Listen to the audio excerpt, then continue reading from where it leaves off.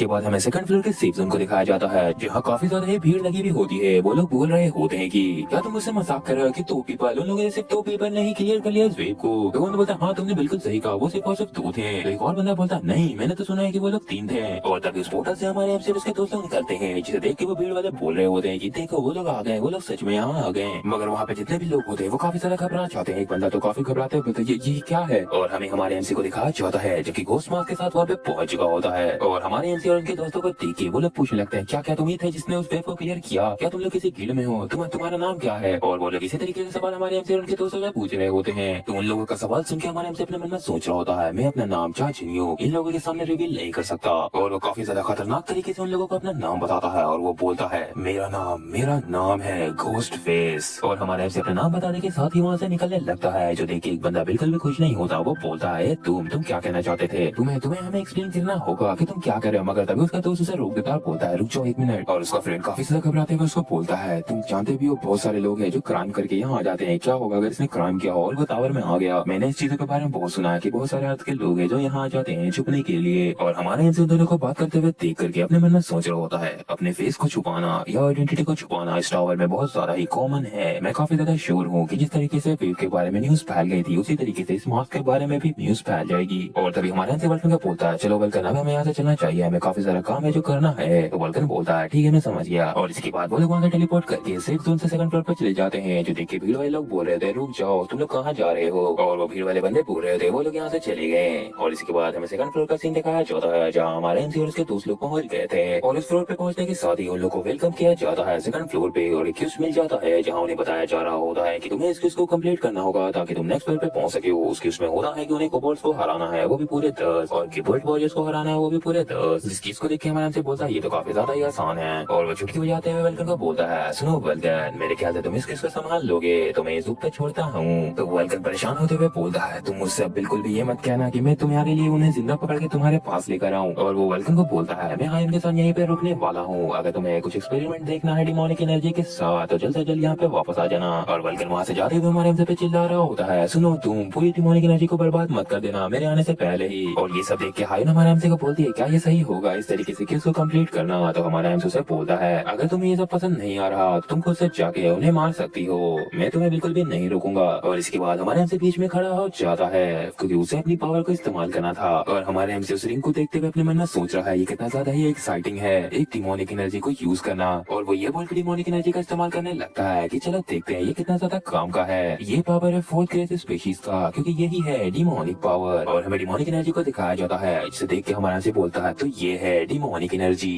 लेकिन तभी हाइन हमारे हमसे को बोलती है ऊपर उधर देखे जल्दी। और हमें दिखता है कि वहाँ पे वो कोबाल्ट होता है खतरनाक सा, और वो कोबाल्ट हमारी एमसी पे अटैक करने के लिए उसकी ओर काफी तेजी से बढ़ जाता है। और उसको अपनी ओर आते हुए देख के हमारा एमसी काफी ज्यादा खुश हो रहा होता है और वो बोलता है ये तो काफी ज्यादा परफेक्ट टाइमिंग है तुम्हारी, क्यों ना मैं इस डिमोनिक एनर्जी को तुम्हीं पे टेस्ट करूं। और वो यही बोलने के साथ डिमोनिक एक्सप्लोजन नाम का एक अटैक कर देता है उसके ऊपर, मगर वो कोबाल्ट उसके अटैक से हल्का सा झुक करके बच जाता है, जो देख के हायुन बोलती है ये तो इसने डॉज कर लिया इस अटैक को। तो हायुन की बात सुन के हमारा अपने मन में सोच रहा होता है नहीं ये एक ऐसा अटैक नहीं है जिसको लगने की जरूरत है, इसका इम्पैक्ट बहुत ज्यादा ही होता है। और उस अटैक की पावर की वजह से उस कोबाल्ट की बॉडी चूर चूर होने लगती है, जो देख के वो कोबाल्ट काफी ज्यादा घबरा जाता है। और उस कोबाल्ट की वैसे हाल को होते हुए देख के हायुन बोलती है कि ये यहाँ क्या चल रहा है। तो हमारे एमसी से बताता है कि डिमोनिक पावर वो काफी ज्यादा ही पावरफुल है, वो बंदे जो इसके क्वालिफाइड नहीं है वो इस पावर के वो पूरी तरीके से मारे जाते हैं। और उस कोबाल्ट की बॉडी राख में बदल जाती है, जो देख के हमारा एमसी बोलता है यही होता है उन लोगों के साथ जिन पर इस पावर का अप्लाई किया जाता है, चाहे ये पावर उनसे टकराए या न टकराए। और वो उस कोबाल्ट की सोल के पास जाते हुए बोलता है ये सबसे इम्पोर्टेंट पार्ट है। और वो उस कोबाल्ट की सोल को और अपने पावर डिमोनिक पावर को मैच करते हुए बोलता है ये सबसे ज्यादा इम्पोर्टेंट पार्ट है, क्योंकि मैं डिमोनिक एनर्जी को स्पिरिट सोल्जर के सोल से मिला दूं तो काफी ज्यादा स्ट्रॉन्ग स्पिरिट सोल्जर पैदा हो जाएगा। और इसी के बाद वो उन दोनों को मर्ज करना चालू कर देता है। और इस प्रोसेस में हमारे एमसी को भी काफी ज्यादा ही दर्द हो रहा होता है, वो अपने मन में सोच रहा होता है दर तरीके मुझे ऐसा लग रहा है कि ये सोल पूरी तरीके से चूर चूर हो जाएगी, क्योंकि ये सोल पावर को डिमोनिक पावर को कंट्रोल नहीं कर पा रही, बिल्कुल भी हैंडल नहीं कर रही है। मुझे जल्द से जल्द डिमोनिक डेंसिटी को काफी ज्यादा कम करना होगा ताकि ये इसे हैंडल कर पाए। मुझे इसको पूरे 10 में से एक एनर्जी पे लाना होगा डिमोनिक एनर्जी।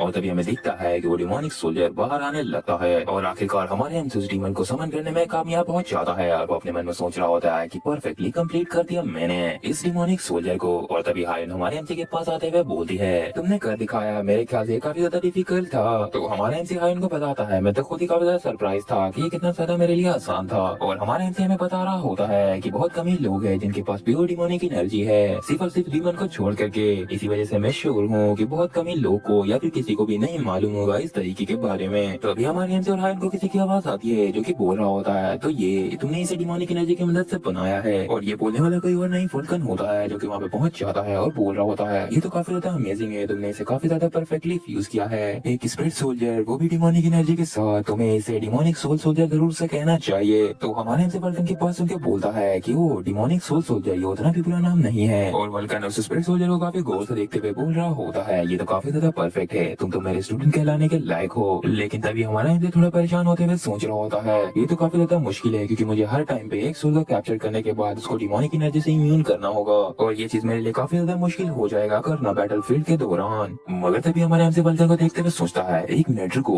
रुको, क्या मुझे अपने आप से ही उन्हें समन करने की कोई जरूरत भी है? और इसी के बाद हमारे एमसी वल्कन का बोलता है, वल्कन सुनो, तुम मुझसे ज्यादा ही अच्छे हो समनिंग करने में, क्या तुम्हें ऐसा नहीं लगता? और हमारे एमसी लंबे लंबे फेंकते हुए वल्कन को बोल रहा होता है कि तुम्हारी जो एबिलिटी है कमांड करने की समन्स को, वो भी बैटल के दौरान वो काफी ज्यादा ही अच्छी है। और हमारे एमसी किस तरीके की बात सुन के वल्कन भी काफी खुश होते हुए बोलता है, ऐसा लगने लगा है कि तुमने अपने टीचर की रिस्पेक्ट करना शुरू कर दिया है। मगर तभी अचानक से हमारे एमसी वल्कन पर डिमोनिक पावर का इस्तेमाल कर देता है, जो देख के वल्कन हैरान हो जाता है। और उस डिमोनिक पावर की वजह से हमारे वल्कन को काफी ज्यादा दर्द होने लगता है। वो हमारे एमसी से बोलता है, चाह जिनियो तुम मेरे साथ क्या कर रहे हो? तो वल्कन की बात सुन के हमारे एमसी हंसते हुए बताता है कि तुम्हें ऐसा नहीं लगता अगर मैंने डिमोनिक एनर्जी से तुम्हें इम्यून कर दिया तुम्हारी सोल को, तो तुम जो भी सोल्जर को समन करोगे स्पिरिट सोल्जर के, वो अपने आप ही डिमोनिक सोल्जर बन जाएंगे। और हमारे एमसी की बातें सुन के वल्कन काफी घबरा रहा होता और हमारे एमसी आगे बोल रहा होता है कि तुम्हारी जो सोल है वो काफी ज्यादा स्ट्रॉन्ग है कोबाल्ट के सोल के मुकाबले, तो इसी वजह से मैं सारी डिमोनिक एनर्जी को तुम पे इस्तेमाल कर सकता हूँ। और इसी के बाद हमारे एमसी उसके ऊपर डिमोनिक पावर का पूरा इस्तेमाल कर देता है, जिसकी वजह से वल्कन काफी ज्यादा दर्द में चिल्ला रहा होता है, चाह जनियो कमीने। और हमारे एमसी को इस तरीके से करते हुए देख के हारिन परेशान होते हुए बोलती है, ओ पाप ये क्या कर रहा है इस तरीके से तो वो। लेकिन हमारे एमसी उसको बोलने से पहले ही वो उसे बता देता है कि तुम ज्यादा ओवर रिएक्ट मत करो, वो पहला स्पिरिट मास्टर है, वो इस तरीके से इतनी आसानी से नहीं मर सकता। और तभी हमें वल्कन को दिखाया जाता है जो कि काफी ज्यादा दर्द में होता है, और वो हमारे एमसी को धमकी देता है, बोल रहा होता है कि एक बार मैं इस चीज से निकल जाऊँ तो मैं तुमको बिल्कुल भी नहीं छोड़ूंगा, मैं तुम्हारे चटनी बना के पी जाऊंगा अपने ब्रेकफास्ट में। तो ये सुन के हमारे एमसी हंसते हुए बोलता है, मैं तो तुम्हारा हमेशा स्वागत करूंगा, अगर तुम उतने स्ट्रॉन्ग हो जाओ कि तुम मुझसे लड़ सको और मुझे हरा सको तो तुम्हारा बहुत बहुत वेलकम है। और इसी के बाद हमारे एमसी और हायन के सामने बहुत ज्यादा ही पावर इकट्ठा होने लगती है, जिस पावर की वजह से हायन खड़ी भी नहीं हो पा रही होती है। और हमें दिखता है कि वल्कन ने उन सभी डिमोनिक एनर्जी को अपने अंदर समा लिया है और वो काफी ज्यादा पावरफुल हो गया होता है। और वल्कन को देख के हमारे एमसी बोलता है, मेरे सबसे पावरफुल डीमन सोल सोल्जर वो कोई और नहीं तुम हो वल्कन। लेकिन तभी वल्कन बोलता है, तुमने बहुत बड़ी गलती कर दी चार्जनियोक, एक ऐसे समन को बना के जो कि तुमसे भी पावरफुल है, और वो अपने पावर का इस्तेमाल करके डिमोनिक सोल सोल्जर को समन करने लगता है। और आगे बोलता है, ये तुम्हारी सबसे बड़ी मिस्टेक है एक निक्रोमैंसर के नाम पर। तो हमारे एमसी हायन के हाथ से डिमोनिक मास्क को देते हुए बोलता है, क्या तुम गुस्सा हो? ये तो काफी ज्यादा अच्छी बात है। और वो उस डिमोनिक मास्क को अपने फेस पे लगा लेता है और उससे बोलता है, मैं एक ताकतवर अपोनेंट को खोज रहा था जो मेरे टक्कर का हो, ताकि मैं उससे ये मास्क पहन के फाइट कर सकूं। तो ये सुन के वल्कन काफी जोर से हंसता है, बोलता है, चार्जनियोक तुम जैसा चाहते हो मैं वैसा तुम्हें दूंगा और मुझसे फाइट करो, मैं तुम्हें दिखाऊंगा डीमन सोल सोल्जर की क्या पावर है। और इसके बाद उन दोनों की फाइट स्टार्ट हो जाती है, जहाँ वल्कन अपने डीमन सोल सोल्जर को समन करने लगता है और उन सोल्जर से हमारे एमसी पर अटैक करवाने के लिए उनको भेज देता है, जो कि देख के हमारा एमसी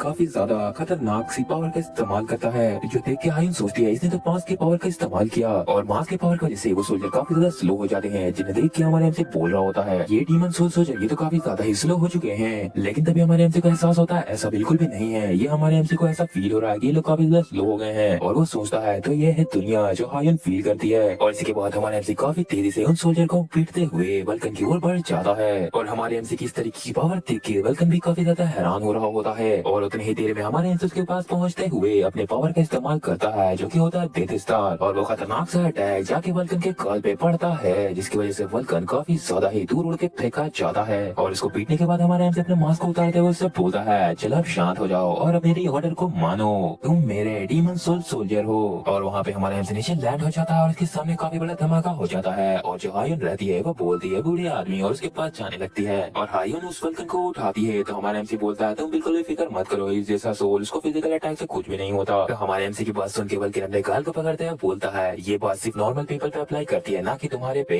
तुम्हारा जो पंच था उससे मुझे काफी ज्यादा दर्द हुआ। लेकिन तभी हायन हमारे एमसी से पूछती है, उपा क्या आपने अभी अभी मास्क के पावर का इस्तेमाल किया था? तो हमारा एमसी उसे बताता, हाँ तुमने बिल्कुल सही कहा, मेरे लिए जितने भी समय थे और बाकी सारी चीजें वो काफी ज्यादा ज्यादा ही स्लो हो गए थे। और वो बताता है कि उसे ऐसा लग रहा था कि वो सबसे ज्यादा ताकतवर मार्शल आर्टिस्ट बन गया था उस समय पर। तभी हायुन बोलती है कि आपको क्या वो फिनोमेना फील नहीं हुआ? तो हमारा एमसी बोलता है क्या? तो हायुन बताती है मुझे ऐसा लगा कि ये सिर्फ इसका साइड इफेक्ट होता होगा इस स्किल का, जब ये खत्म हो जाती है तब। तो उसकी बात सुन के हमारा एमसी काफी हैरान से बोलता है क्या साइड इफेक्ट? और वो आगे हारून से बोल रहा होता है कि अगर ये साइड इफेक्ट है तो मैंने असली पावर मास्क का क्यों नहीं इस्तेमाल किया? इस मास्क की असली पावर क्या है फिर? तो ये सुन के हारून बोलती है मैंने तुम्हें बताया था ना कि ये मुझे सर्व करता है बैटल फॉर साइड, और इस पावर की वजह से मैं सिर्फ एनिमी को स्लोवर देख नहीं सकती बल्कि मैं उनके फ्यूचर एक्शन को भी देख सकती हूँ। तो हारून की ये सब बात सुन के हमारे एमसी काफी परेशान होते हुए उससे पूछने लगता है ऐसा बिल्कुल भी नहीं हो सकता, तो मैं उस लेवल तक कब पहुंचूंगा? तो हारून बोलती है कि मैं तो सिर्फ तुम्हें वो करके ही दिखा पाऊंगी। तो हमारे एमसी अपने आप को शांत करते हुए सोचता है ये जरूर से जीनियस होगी डुकाबी में, मगर फिर भी अगर मैं इससे पूछूंगा कि ये मुझे सिखा सके तो ये इसके लिए काफी ज्यादा ही मुश्किल होगा।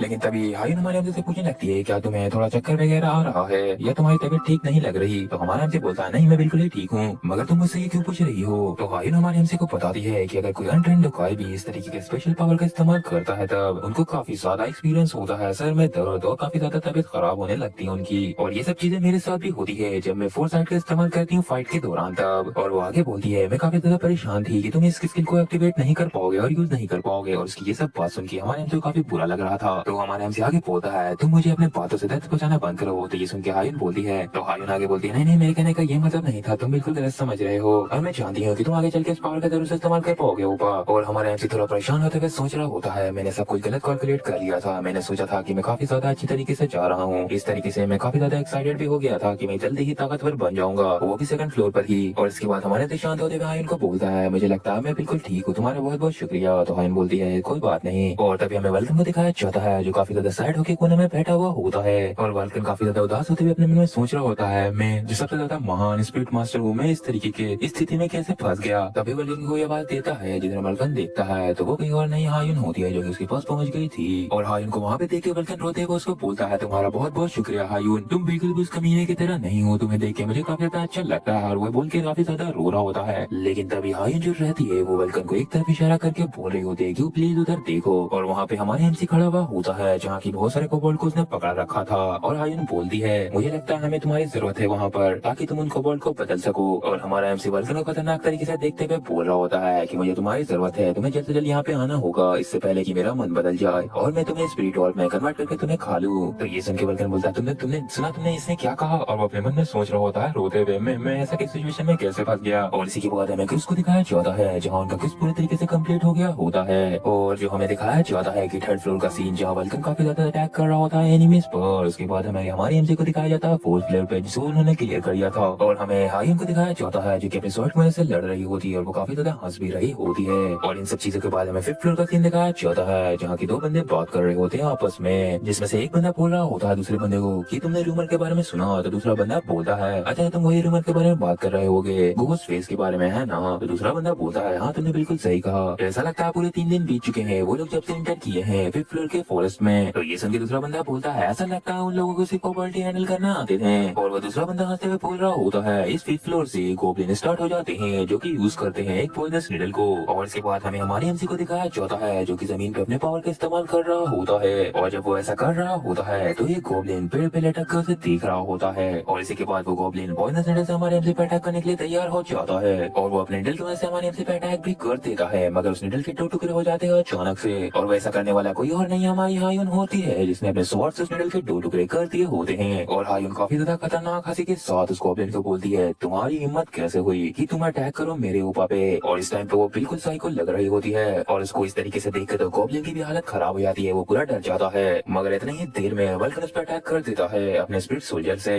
और वहाँ पे काफी बड़ा धमाका करके उसका काम तमाम कर देता है। और इसी के बाद वल्कन नीचे आते हुए हारून को बोलता है तुमने काफी अच्छा काम किया, अब तुम रुक सकती हो हारून। मगर हारून कुछ भी समझ नहीं पा रही होती, वो बोलती है कि उसने कैसे अटैक किया उन पर, मैं उसे बिल्कुल भी नहीं छोड़ूंगी, मैं उसे अपने हाथों ही से काट डालूंगी, मैं उसको बिल्कुल भी नहीं छोड़ूंगी। और उसको इस तरीके से देख के वल्कन भी हैरान था, वो बोलता हारून तुम्हें क्या हो गया? और वल्कन अपने मन में सोच रहा होता है रुको एक मिनट यहाँ कुछ तो गलत है। और वो हारून की हंसी को देख के बोलता है इतनी खतरनाक हंसी ये इसकी नहीं हो सकती, यहाँ कुछ तो गलत चल रहा है। और इसी के बाद वल्कन हारून को बोलता है क्या तुम ठीक हो? तो वल्कन की बात सुन के हारून होश में आते हुए बोलती है हाँ मैं सुन रही हूँ। और वो अपने मन में सोच रही होती है कि मेरे हाथ में ये शॉट क्या कर रही है और मैं हंस क्यों रही थी। तभी उन दोनों का हमारा एमसी पूछता है तुम लोगों ने काफी समय तक इंतजार कर लिया, मैंने सब कुछ प्रिपेयर कर लिया यहाँ पर। और हमारा एमसी काफी ज्यादा मुस्कुराते हुए बोल रहा होता है आज की रात मॉन्स्टर वेव आएगा। और इसी के बाद हमें पास्ट का सीन दिखाया जाता है जब वो लोग 4th फ्लोर पे थे और आखिरी रात बता रहे थे 4th फ्लोर का 5th फ्लोर में जाने से पहले, जहाँ पे हमारे एमसी उन दोनों को बता रहा होता है कि 5th फ्लोर पे गॉब्लिन मॉन्स्टर पाए जाते हैं कोबोल्ड की जगह पर, और हम लोगों को गॉब्लिन स्लेयर अचीवमेंट भी चाहिए, तो उसे भी हम लोग को ऑब्टेन करना पड़ेगा।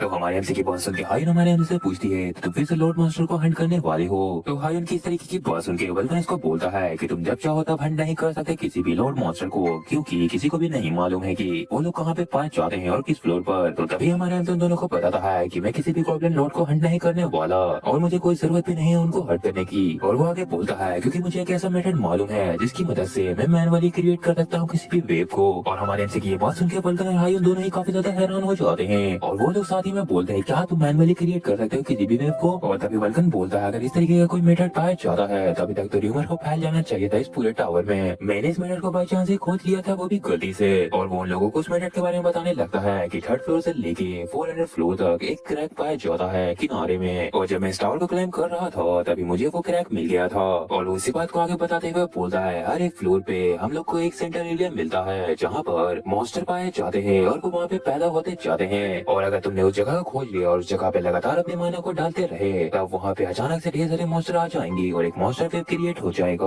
तो हमारे एमसी किस तरीके की बात सुन के वल्कन उसको बोलता है तो तुमने काफी सारे बेनिफिट इससे रिसीव किए होंगे, वो भी बिना किसी को पता चले दिए। तो हमारा एमसी बोलता है ऐसा बिल्कुल भी नहीं है क्योंकि ये मेरा पहला ही ट्राई है और इससे पहले मैंने इस चीज को कभी भी ट्राई नहीं किया है, और मैंने ऐसा इसलिए नहीं किया क्योंकि जो मॉन्स्टर 300 फ्लोर पर थे वो किसी अलग ही लेवल पे थे गोब्लिन के कंपेयर में, और यहाँ तक कि 4 ग्रेड स्पेशल के लोग भी आ जाए उन लोग को रोकने के लिए मॉन्स्टर से 1v1 कर ले तो वो भी हार जाएंगे और इस वेव को नहीं रोक पाएंगे। तो हमारा एमसी किस तरीके की बात सुन के वल्कन बोलता है तो ये काफी ज्यादा अजीब है कि तुम्हें इतना सारे बात पता होने के बाद भी तुमने उसे कभी भी नहीं इस्तेमाल किया मगर तुम अभी से इस्तेमाल करना चाहते हो। तो हमारा एमसी बोलता है हाँ तुमने बिल्कुल सही कहा क्योंकि अब चीजें पहले से बहुत ज्यादा ही अलग है। और वो आखिर में लोगों को बोलता है हमें ज्यादा से ज्यादा वेव को क्रिएट करना है ताकि हम लोग जल्द से जल्द काफी ज्यादा स्ट्रॉन्ग बन सके। और इसके बाद सीन शिफ्ट हो जाता है और हमें एक विलेज का सीन दिखाया जाता है कि यहाँ काफी ज्यादा ही भीड़ होती है, मगर तभी वहाँ की जमीन हिले लगती है और हमें 2 बंदे को दिखाया जाता है जिनमें से एक बंदा बोल रहा होता है कि यहाँ अचानक से अर्थक्वेक कैसे आ सकता है वो भी टावर के अंदर। तो दूसरा बंदा बोलता है नहीं तुम वहाँ देखो जल्दी, ये कोई अर्थक्वेक नहीं है ये तो एक वेव है। और वो लोग काफी तरह घबरा जाते हैं और एक बंदा बोलता है ये कैसे हो सकता है, ये वेव तो बिल्कुल ही 1st फ्लोर की तरह है। और उस पोर्टल से काफी सारे गॉब्लिन मॉन्स्टर निकल के उन लोगों पे अटैक करने के लिए पड़ जाते हैं और वो काफी खतरनाक दिख रहे होते हैं, और वहाँ पे जितने भी बंदे होते हैं वहाँ से भाग रहे होते हैं और भागते हुए बोल रहे होते हैं ये तो नामुमकिन है, ये वेव कैसे आ सकता है वो भी इस विलेज के अंदर। और यहाँ तक कि हमारे पास कोई भी नोटिफिकेशन नहीं आया इस वेव का। और वहाँ पे जितने भी गॉब्लिन मॉन्स्टर होते हैं वो अपने पॉइजनस निडल से उन लोगों पे अटैक करने लगते हैं, और वो बंदे जो वहाँ से भाग रहे होते हैं तो उनमें से एक बंदे को वो निडल लग जाता है और जिसके बाद वो बंदा जमीन पे गिर जाता है। तो उसका दोस्त उसको घबराते हुए बोल रहा होता है तुम नहीं ठीक हो, तुम जल्दी उठ जाओ। तो वो बंदा बोलता है मेरी बॉडी वो मूव नहीं कर पा रही है, और अपने फ्रेंड का ये हाल देख के वो बंदा काफी घबराते हुए मन में सोच रहा होता है ये तो गॉब्लिन का पॉइजन है जिसकी वजह से अब ये काफी देर तक मूव नहीं कर पाएगा। और वो अपने दोस्त को कंधे पे उठा के वहाँ से भागने की कोशिश कर रहा होता है मगर वो गॉब्लिन के सामने आ चुके होते हैं, और वो बोलता है तरीके अब मैं क्या करूँ, ये सभी मेरे सामने आ चुके हैं अब तो हम मारे जाएंगे, हमारे यहीं पे कहानी खत्म हो गया। और वो बंदा रोते हुए सोच रहा होता है आखिर में मैं 3 फ्लोर तक भी नहीं पहुँच पाया और मेरे ख्याल से ये मेरा अंत है यहाँ पर। मगर तभी उसके सामने काफी बड़ा धमाका होता है जो देख के हम समझ जाते हैं कि वहाँ पे हमारा अंत पहुँच चुका है, और वो उससे बोलता है जिसको चोट लगा है तुम उसे वहाँ से लेकर जाओ। तो वो बंदा पूछता है तुम कौन हो। तो हमारे एमसी से बताता है मैं हूँ घोस्ट फेस। और हमारे एमसी को वहाँ पे देख के जितने भी लोग रहते हैं वो बोलने लगते हैं यहाँ पे घोस्ट फेस आ चुका है, ये एक ऐसा बंदा है जिसने वेव को अकेले ही एक्सपीरियंस किया है, अब हम सभी बच जाएंगे। और उन लोगों किस तरीके के पर्सन के हमारे एमसी अपने मन में सोच रहा होता है हाँ मैं तुम लोगों को जरूर बचाऊंगा, जो भी तुम कहना चाहते हो वो कह सकते हो, बस तुम लोग सर्वाइव करो और यहाँ से निकल के मेरे बारे में रूमर चारों तरफ फैला दो। और इसी के बाद हमारे एमसी के चारों तरफ डीमन सोल्जर आ जाते हैं जिसको देख के हमारे एमसी बोल रहा होता है जागो और फाइट करो मेरे डीमन सोल्जर। और हमें वहाँ पे काफी सारे डीमन सोल्जर को दिखाया जाता है, और तभी हमें वल्कन को दिखाया जाता है जो हमारे एमसी पे चिल्लाते हुए बोल रहा होता है ए तुम मेरे क्रेडिट क्यों ले रहे हो, मैं इन डीमन सोल्जर को क्रिएट कर रहा हूँ और सारा क्रेडिट तुम ले रहे हो उस चीज का। तो हमारा एमसी बोलता है अब तुम बकवास करना बंद करो और ज्यादा से ज्यादा सोल्जर को बनाओ। मगर तभी उन दोनों के पीछे काफी बड़ा धमाका हो जाता है जो देख के वो भी हैरान थे, और इस धमाका की वजह से जितने भी डीमन सोल्जर होते हैं हमारे एमसी के वो जलने लगते हैं। और इस धमाके के बीच में हमें काफी खतरनाक तरीके के गॉब्लिन दिखाए जा रहे थे, और हमें इन गॉब्लिन के बारे में बताया जाता है कि वो कोई नॉर्मल गॉब्लिन नहीं बल्कि वो साइकिक गॉब्लिन है। और उनको देख के वल्कन हमारे एमसी को बोलता है वो लोग हमारे सोल्जर पर अटैक कर रहे हैं। तो हमारे एमसी उसको बोलता है ये तो मुझे दिख रहा है चाहे तुम बताओ या ना बताओ, इस वजह से तुम्हें पहले उन पे जाकर अटैक करना चाहिए। लेकिन तभी हमें हारियन को दिखाया जाता है जो कि उन सभी गॉब्लिन के ऊपर खड़ी हुई थी और उन्हें देख रही थी, और तभी अचानक से हायून उस घर के ऊपर से कूद जाती है उन लोग गॉब्लिन के ऊपर और काफी ज्यादा हंस रही थी, और वो नीचे उतरते के साथ ही काफी सारे गॉब्लिन को मार देती है, वो भी एक ही अटैक में। और हायन को उस तरीके से फाइट करते हुए देख के वल्कन भी काफी खुश हो जाता है। लेकिन तभी वल्कन नोटिस करता है कि हमारा एमसी उसके बगल में नहीं है और वो वहाँ से जा चुका है। और इसी के बाद हमें हमारे एमसी को दिखाया जाता है जो कि साइकिक गॉब्लिन पे अपने ग्लूटनी स्किल का इस्तेमाल कर रहा था। और इसी के बाद उनकी पावर का इस्तेमाल करते हुए हमारा एमसी अपने मन में सोच रहा होता है कि ये जो फायर है काफी ज्यादा पावरफुल है, यहाँ तक कि ये सोल पे भी अफेक्ट करती है। और अगर मैं इन गॉब्लिन पे ये टेक्निक का इस्तेमाल करूँ तो काफी ज्यादा बर्बाद हो जाएगा, मुझे इसे अच्छे तरीके से इस्तेमाल करना होगा। लेकिन तभी हमारा एमसी सोल फायर का इस्तेमाल करके उस जगह पे काफी सारे गॉब्लिन को एक ही बार में मार देता है। और उनको मारने के बाद हमारे एमसी हायून के पास पहुंच जाता है और उसको बोलता है तुमने काफी अच्छा काम किया हायून। मगर हायून सिर्फ से फंस रही होती है, हमारे एमसी के बात का कोई भी जवाब नहीं दे रही होती। और उसको ऐसा करते हुए देख के हमारे एमसी को काफी ज्यादा अजीब लगता है, तो वो बोलता है हायून तुम्हें क्या हो गया। लेकिन तभी हायून अपने स्वॉर्ड में पावर डालते हुए काफी बड़ा अटैक वहाँ पे कर देती है जिससे टर्नेडो बन जाता है। और हमारे एमसी हायून की इस तरह की पावर देख के अपने मन में सोच रहा होता है कि इसकी स्वॉर्ड उसमें से काफी ज्यादा ही लाइट निकल रही है। मैं इस बात को तो पहले से जानता था कि इसकी जो स्वॉर्ड कोई ऑर्डिनरी आइटम नहीं है, मगर ये क्या है, ये तो काफी ज्यादा ही खतरनाक चीज है। मगर तभी हमारे एमसी कुछ और देख के भी काफी ज्यादा हैरान हो जाता है और हमें दिखता है कि हारून को फुल बॉडी आर्मर आ चुका होता है उसके ऊपर, वो काफी ज्यादा खतरनाक दिख रहा था। और हमारे एमसी काफी हैरानी से हायून को आवाज देता है और हायून उसकी तरफ काफी खतरनाक रूप से देखती है और इसी के साथ वो हमारे एमसी पे काफी खतरनाक अटैक कर देती है। और इस अटैक को देख के हमारे एमसी भी काफी ज्यादा घबरा जाता है और हायून के अटैक की पावर इतनी ज्यादा होती है कि वहाँ पे जितने भी घर होते हैं उनके आधे आधे टुकड़े हो जाते हैं और वहाँ पे जितने भी गॉब्लिन मॉन्स्टर होते हैं उनकी भी हालत खराब हो जाती है हायून की इस तरीके की पावर देख के। और वहाँ पे जितने भी घर होते हैं वो नीचे गिर जाते हैं और काफी बड़ा धमाका हो जाता है। और इस धमाके के बाद हमारे एमसी को दिखाया जाता है जो कि अपने घुटने पे आ चुका था और उसके पीछे का जितना भी विलेज होता है वो डिस्ट्रॉय हुआ होता है। और हमारे एमसी अपने मन में सोच रहा होता है इसने एक सेकंड में पूरे विलेज को खत्म कर दिया,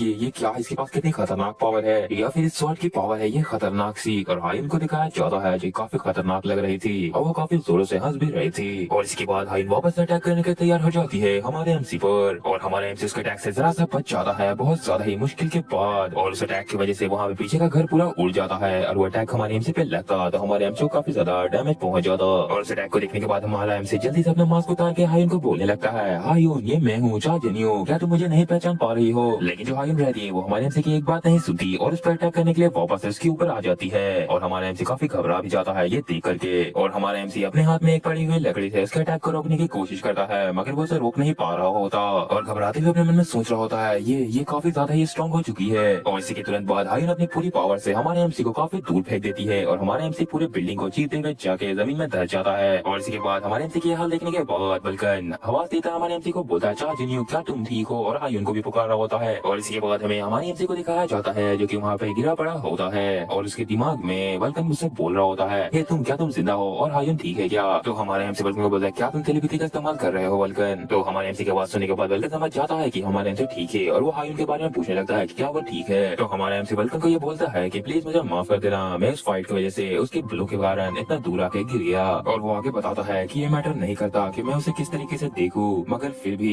मुझे ऐसा फील हो रहा है कि मैं एक वैनगार्ड के साथ फाइट कर रहा हूँ जिसे टोकाइबी ने आखिरी अपने पीछे छोड़ दिया है। और ये सब बोलने के साथ ही हमें हायून को दिखाया जा रहा होता है जो कि काफी खतरनाक दिख रही होती है। तभी वल्कन हमारे एमसी से पूछता है तो वेव का क्या हुआ। तो हमारे एमसी जवाब देता है कि ज्यादातर जो मॉन्स्टर थे वो पहले ही मारे गए मगर उनमें से कुछ अभी भी बाकी हैं, तो उन्हें मैं तुम पे छोड़ता हूँ। और हमारा एमसी एक से उठा के तैयार हो जाता है और बोलता है अभी मुझे हायून को संभालना है। और इसके बाद हमारे एमसी काफी तेजी से हायून की ओर बढ़ जाता है और वो अपने एक्स के साथ हायून पर अटैक करने के लिए बढ़ जाता है, वो भी काफी ज्यादा तेजी से। और यहाँ तक कि वो मास्क के पावर बैटल फोर्साइट का भी इस्तेमाल कर लेता है जिसकी वजह से हायून उसे काफी ज्यादा धीमी दिख रही थी। और हमारा एमसी हायून की स्वॉर्ड देखते हुए अपने मन में सोच रहा होता है और हमें बताता है कि उसके पिछले एक्सपीरियंस 599 फ्लोर तक पहुंचने में जो उसे मिले थे वो उसे बता रहे हैं कि अगर उस स्वॉर्ड ने एक भी अटैक किया हमारे एमसी पर तो वो स्वॉर्ड उसे पीसेस में काट देगी। और हमारा एमसी एक से हायून पर अटैक करते हुए सोचता है इस टावर में कोई भी फ्रेंड और एनिमी नहीं होता और तुम मुझे माफ कर देना क्योंकि तुम्हारी स्टोरी शायद से यहीं पे खत्म होती है हायून। और वो हायून पर अटैक करते हुए उससे माफी मांग रहा होता है मगर तभी हायून काफी ज्यादा ही हंस रही होती है। मगर खतरनाक से हायून में हमें हमारे एमसी को पुरानी हायून दिख जाती है जो कि बोल रही होती है ओपा आप कैसे हो। और उसे देख के हमारा एमसी सोच रहा होता है धत तरीके मैं इतना ज्यादा हेजिटेट क्यों कर रहा हूँ इसे मारने में। मगर तभी हायून हमारे एमसी के एक्स को अपने हाथों से ही पकड़ लेती है और ये सीन काफी ज्यादा ही आइकॉनिक लग रहा था और हमारा एमसी काफी टेंशन में आ गया था ये देख करके कि उसका अटैक को उस पर कुछ भी असर नहीं हुआ। मगर तभी हमारे एमसी को रियलाइज होता है कि उसके साथ अभी क्या हुआ और वो सोचता है कि मुझे कोई ये मत बताना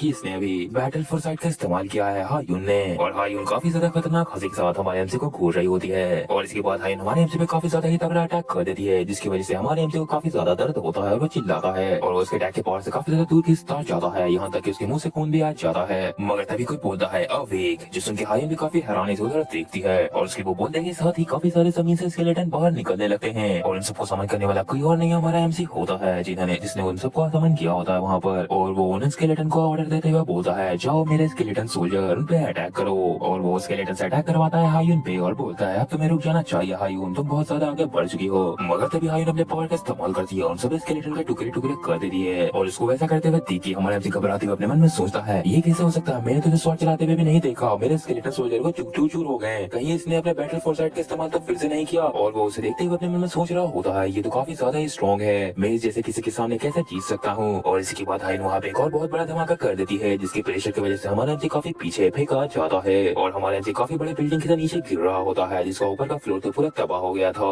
मगर वो कुछ देख के थोड़ा हैरान हो जाता है क्योंकि जो हायुन होती है वो काफी ज्यादा थकी हुई लग रही थी और वो अपने मन में सोचता है हमारा एमसी कि यहाँ पे कुछ तो अजीब लग रहा है, ये तो काफी ज्यादा थकी हुई लग रही है पहले से। लेकिन तभी हमारे एमसी उसकी आंखों को नोटिस करते हुए बोलता है नहीं इसकी आंख से तो ब्लीडिंग हो रहा है, मेरे ख्याल से उसके साथ कुछ जरूर से गलत हो रहा है। और इसी के बाद हमारे एमसी को याद आती है हायुन की पुरानी बातें और वो अपने मन में सोचता है कि क्या ये रिबॉन्ड है जो हायुन ने मुझसे बताया था। और हमारा एमसी आगे बोलता है अगर ऐसा कोई केस है तो यही मेरा चांस है इससे जीतने का। और वो अपने मन में सोच रहा होता है मुझे बस ध्यान रखना होगा कि वापस से बैटल फोर्साइट का यूज ना कर पाए। और इसी के बाद हमारे एमसी के सामने से वहाँ से भागने लगता है तो ये देख हायुन भी उसका पीछे कर रही होती है, मगर वो एक जगह पर रुक जाती है और काफी गुस्से में लग रही थी क्योंकि हमारे एमसी एक जगह पे आगे खड़ा हो गया था और वहाँ से भागना बंद कर दिया था। और इसी के बाद हमारे एमसी से इशारा करते हुए बोलता है तुम वहाँ क्या कर रही हो, क्या तुम्हें मुझे नहीं पकड़ना। तो ये सुन के हायुन अपने स्वॉर्ड लेके हमारे एमसी पे कूद जाती है उसे मारने के लिए। तो उसे अपने ऊपर अटैक करते हुए देख के हमारा एमसी वहाँ पे किसी को बुला लेता है और वो वहाँ पे दो गोब्लिन मॉन्स्टर को बुलाता है जिनके पास पॉइजन नीडल होता है और उससे अटैक करता है हायुन पे। और हमारा एमसी हंसते हुए बोलता है ये गोब्लिन का काफी ज्यादा खतरनाक पॉइजन है, इससे तो एक दुखाई भी बेहोश हो सकता है। और हमारा एमसी हंसते हुए बोलता है मुझे ऐसा नहीं लगता कि तुम इसे डॉज कर पाओगे अपने बैटल फोर्साइट के। लेकिन तभी हायुन वापस से बैटल फोर्साइट का इस्तेमाल कर लेती है जिसकी वजह से वो दोनों गोब्लिन्स काफी स्लो दिखने लगते हैं और अपने पावर को इस्तेमाल करने के बाद हायुन उन दोनों डॉट को काट देती है अपने स्वॉर्ड की मदद से और वो डॉट के साथ उन दोनों गोब्लिन को भी काट देती है बीच से।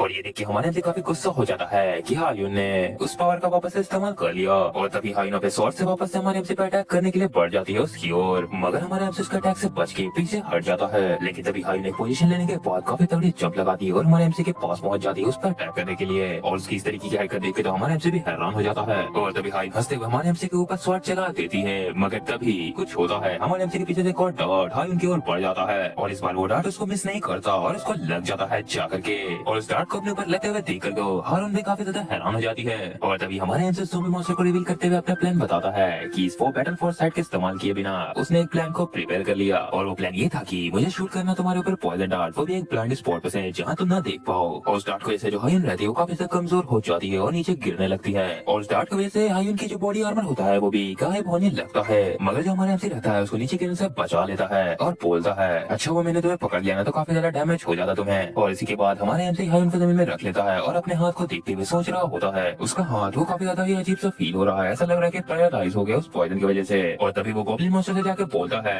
कि जल्दी से मुझे उस पॉइजन डार्ट को वापस निकाल के दो। मगर उस ज़ॉम्बी को समझ में नहीं आता तो हमारे एमसी एक डार्ट को दिखाते हुए बोलता है मुझे पॉइजन डार्ट चाहिए। और इसी के बाद हमारे एमसी अपने पावर का इस्तेमाल करता है उस डार्ट के ऊपर और उस डार्ट का पावर का इस्तेमाल करने के बाद हमारे एमसी को नोटिफिकेशन आता है कि उसने ऑब्टेन कर लिया है पैरालिटिक पॉइजन से टॉलरेंस। और इसी के बाद हमारे एमसी वहाँ से जाते हुए एक बार हायुन को देखता है और बोलता है हायुन तुम्हारी जो पावर है उसके साथ डील करना काफी ज्यादा ही अनोइंग है। और इसी के बाद हमें काफी ज्यादा अलग तरीके की जगह दिखाई जाती है जहाँ पे हमारी हायुन अपने स्वॉर्ड के सामने होती है। लेकिन तभी हायुन को होश आ जाता है और वो अपने सामने अपने स्वॉर्ड देख के बोलता है मेरी स्वॉर्ड ये यहाँ क्या कर रही है और मैं कहाँ पर हूँ अभी। मगर तभी उस स्वॉर्ड को कोई पकड़ते हुए बोलता हायुन से तो इस समय मैं इसकी ओनर तुम हो। तभी हमें एक बंदे को दिखाया जाता है जो कि हवा में बैठ के हायुन से बोल रहा होता है तो इस समय मैं इस ड्रैगन स्लेयर स्वॉर्ड की ओनर तुम हो। और इसके बाद हमें उस बंदे को दिखाया जाता है वो भी पास से और वो बंदा हंसते हुए बोल रहा होता है ये क्या तुम तो एक बच्ची हो। और उसके सर पे सींग देख के हम समझ सकते हैं कि वो भी एक टुकाई भी ही है। और इसी के बाद हमारी हायुन उससे पूछती है कि तुम कौन हो, क्या तुम एक टुकाई भी हो। तो वो बंदा बोलता है तुम आधी सही और आधी गलत। तो उसकी बात सुनकर हायुन बोलती है तुम्हारे कहने का क्या मतलब है। लेकिन तभी अचानक से हायुन के गर्दन पे एक स्वॉर्ड आ जाती है और वो लखने वाला वही बंदा होता है। वो हंसते हुए बोल रहा होता है हायुन से ए छोटी बच्ची मैं तुम्हें किसी चीज के बारे में वार्न करना चाहता हूँ। और वो आगे हंसते हुए बोलता है अगली बार तुमने बिना प्रिपरेशन के मुझे बुलाया तो मैं तुम्हारी बॉडी पे कब्जा कर लूंगा। और इसी के बाद शीन वहाँ से शिफ्ट हो जाता है और हमें हायुन को दिखाया जाता है जिसकी आंखें खुल गई होती है। और उसकी जब आंखें खुलती है तो वो हमारे एमसी और वल्कन के साथ होती है जहाँ वल्कन उसको जागते हुए देखकर बोलता है ये देखो ये जाग चुकी है। तो ये सुनकर हमारे एमसी बोलता है हायुन से ओ तो तुम जाग ही गए आखिरकार। और हायुन जागने के बाद हमारे एमसी से पूछता पूछती है कि अभी हम लोग कहाँ पर है। तो हमारे एमसी बताता है कि हम लोग 6th फ्लोर के विलेज में हैं और हमने अभी अभी 5th फ्लोर को पार कर लिया है। लेकिन तभी हाइन घर बढ़ाते हुए हमारे एमसी से पूछती है लेकिन लेकिन तुम मुझे कैरी क्यों कर रहे हो। तो हमारे एमसी बोलता है कि क्या तुम सब कुछ भूल चुकी हो, चलो मैं तुम्हें बताता हूँ। और इसके बाद हमारे एमसी वल्कन और हाइन एक जगह पे पहुंच जाते हैं जहाँ हाइन को बैठाया हुआ था बेड पे और हमारे एमसी उसको एक्सप्लेन कर रहा था कि अभी तक क्या हुआ है। और वो आगे बोलता है कि तुम्हारी तबीयत ठीक होने के बाद और हमारे स्टेमिना वापस से फुल होने के बाद हम लोग 6th फ्लोर से डायरेक्ट 10th फ्लोर के लिए निकल जाएंगे। और उसके बाद हमारे एमसी उनको आगे बताता है कि इस टावर में काफी बड़ी सिटी लोकेटेड है हर 10th फ्लोर पे, मगर उस सिटी में एंटर करने से पहले हमें एक बॉस मास्टर को हराना पड़ेगा। तो हमारी एमसी की ये बात सुन के हाइन बोलती है कि मैं जानती हूँ ग्रेट ऑर्क वॉरियर को। और तभी वल्कन बताता है कि उस मॉन्स्टर की पावर एकदम लॉर्ड लेवल मॉन्स्टर के जैसी होगी। लेकिन तभी हाइन बोलती है हम लोग यहाँ से हील होने के बाद जल्दी से वहाँ जाएंगे है ना। तो हमारे एमसी मना कर देता है, बोलता है नहीं। और हमारे एमसी थोड़े गुस्से में बोलता है अभी से ही तुम हमारे साथ नहीं जाओगी, तुम अपना अलग ही ट्रैवल करोगी इंडिपेंडेंट। तो ये सुन के हाइन को तो होश ही उड़ जाता है, वो हैरानी से बोलने लगते हैं ये क्या बोल रहे हो पाप, क्या आपने मुझे ऐसे ही छोड़ दिया है। तो उसकी ये बात सुन के हमारे एमसी को बोलता है नहीं ऐसा बिल्कुल भी नहीं है, क्या तुम उस बात को भूल गए जो 5th फ्लोर पे हुआ था उस वेव के दौरान। तो ये सुन के हाइन बोलती है हाँ मेरी जो मेमोरी है वो पूरी तरीके से वापस नहीं आई है। तो हमारे एमसी उसको बताता है कि तुम्हारा जो स्वॉर्ड है वो एक डीमन स्वॉर्ड है और उसकी जो स्किल है वो काफी ज्यादा ही कमाल के, यहाँ तक कि उसको कंपेयर किया जा सकता है ईगो स्वॉर्ड से। वो डीमन स्वॉर्ड तुम्हारे दिमाग को खा रही है और तुम्हें काफी ज्यादा ही पावर दे देती है इसके बदले में। और हमारे से ये बोल देता है कि तुमने मुझ पर अटैक किया था जब तुमने अपने दिमाग को खो दिया था। तो ये सुन के हाइन हैरान थी और वो आगे से बोलता है कि अगर तुमने इस तरीके की पावर पर डिपेंड किया इतनी अनस्टेबल पावर पे तो तुम हमें ब्रेक कर दोगी। 100th फ्लोर पे पहुंचने से पहले ही हम लोग हार जाएंगे। तो तुम्हारा ये होमवर्क रहेगा कि तुम्हें बिना स्वॉर्ड पे डिपेंड हुए अपनी पावर के दम पर 10th फ्लोर तक पहुंचना होगा। तो हमारे एमसी किस तरीके की बात सुन के हाइन अपने मन में सोचती है तो तुम्हारे कहने का ये मतलब है कि मुझे ताकतवर बनना होगा बिना ही डिपेंड करे इस अनस्टेबल पावर पे। लेकिन तभी हाइन खुश होते हुए बोलती है चलिए ठीक है मैं आपकी बात को मानती हूँ, मैं काफी ज्यादा स्ट्रॉन्ग बन जाऊंगी, इतनी स्ट्रॉन्ग कि आप मुझे एक वर्दी टीममेट समझें। तो ये देख के हमारा एमसी भी काफी खुश हो जाता है और उसको बोलता है चलो ठीक है मुझे तुम्हारे इंतजार रहेगा। और इसके बाद हमें सुबह का सीन दिखाया जाता है जहाँ की हमारा एमसी और हाइन आमने सामने होते हैं और ये उनके आखिरी पल होते हैं जब वो लोग अलग होने वाले हैं। और हाइन हमारे एमसी से बोल रही होती है कि आपका बहुत बहुत शुक्रिया ओपा, आपने मुझे ये रोक दिया उसके लिए। तो ये सुन के हमारे एमसी बोलता है इसमें थैंक्स की कोई बात नहीं है, तुम एक डुकाई भी हो, अगर तुम अकेले ट्रैवल कर रही हो तो तुम्हें काफी दिक्कत होगा, इस वजह से मैंने तुम्हें ये रोक दिया है। और हमारे एमसी आगे बोलता है ज्यादा जल्दबाजी करने की कोई भी जरूरत नहीं है, मुझे 10th फ्लोर पे काफी सारे काम है, इसकी वजह से मैं वहाँ काफी समय तक रहूंगा। तो ये सुन के वल्कन बोलता है कितनी ज्यादा दुख की बात है, मगर मन ही मन हमारे एमसी और वल्कन दोनों ही चाहते थे कि वो लोग दोनों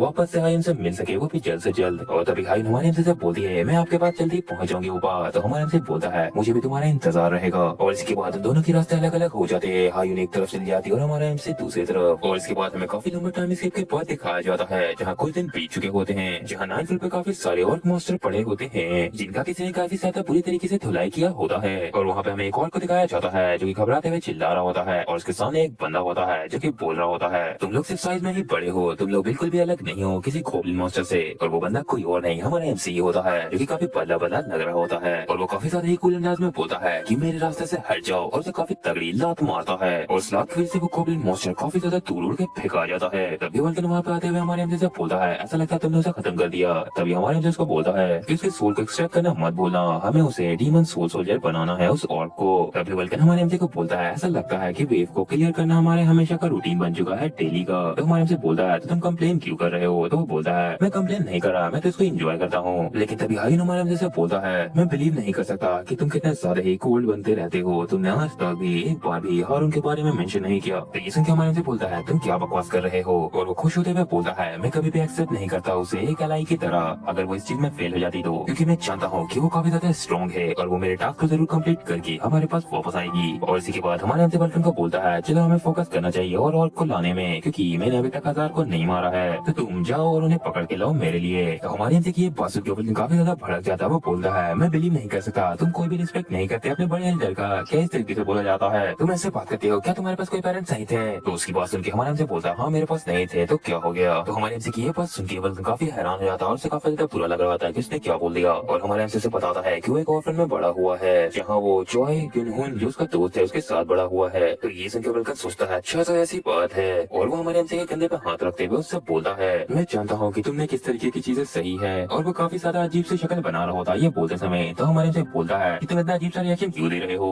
और हमारे एमसी बोलता है तुम पहले जैसे नॉर्मल एक्ट क्यों नहीं कर रहे हो। तो वो बोलता है वल्कन उसको कि आओ इधर मैं तुम्हें हक करना चाहता हूँ। तो बोलता है मैं तुम्हारे साथ ऐसा कुछ नहीं करना चाहता, तुम काफी बेवकूफ हो, हटो यहाँ से। और इसी के बाद हमें दिखाया जाता है कि हमारे एमसी को ऑर्क स्लेयर टाइटल मिल चुका है। और इसके बाद वो लोग टेलीपोर्ट करके कहीं पहुंच जाते हैं और वो लोग पहुंचे होते हैं 10th फ्लोर पर जहाँ उनका ट्रायल होने वाला था। था अगले फ्लोर पे जाने के लिए, मतलब 10 फ्लोर का रियल जगह पर सिटी में। और वहाँ पे उनके सामने एक टास्क आ जाता है जो कि 10 फ्लोर का होता है। वहाँ उनको बॉस मास्टर को हराना होगा ताकि वो हॉट ऑफ द 10 फ्लोर पे पहुंच सके। अगर उन्होंने ये मिशन फेल किया तो उनको जबरदस्ती 9 फ्लोर पे भेज दिया जाएगा। मगर तभी वल्कन किसी चीज को देख के काफी ज्यादा हैरान हो जाता है और वो बोलता है मैंने कभी नहीं सोचा था कि मैं इस चीज को यहाँ पर देखूंगा। और वो कुछ और नहीं रहता है, वो फास्टेस्ट क्लियर रिकॉर्ड रहता है इस क्विज को कंप्लीट करने का। और हमारे एमसी वल्कन को चिढ़ाते हुए बोलता है देखो तो यहाँ तुम्हारा नाम बिल्कुल भी नहीं है। तो वो बोलता है वल्कन हमारे नाम से तो इसमें क्या बात है, इसमें तो तुम्हारा भी नाम नहीं है। यहाँ पे सभी बड़े बड़े 4 ग्रेट स्पीशीज के लोगों का नाम है। लेकिन तभी हमारे एमसी वल्कन को बोलता है क्या होगा अगर यहाँ पे इन लोगों का रिकॉर्ड तोड़ दिया जाए। जैसा कि आपने पिछले एपिसोड में देखा था कि हमारे एमसी और वल्कन दोनों 10 फ्लोर के ट्रायल एरिया पे पहुंच चुके थे,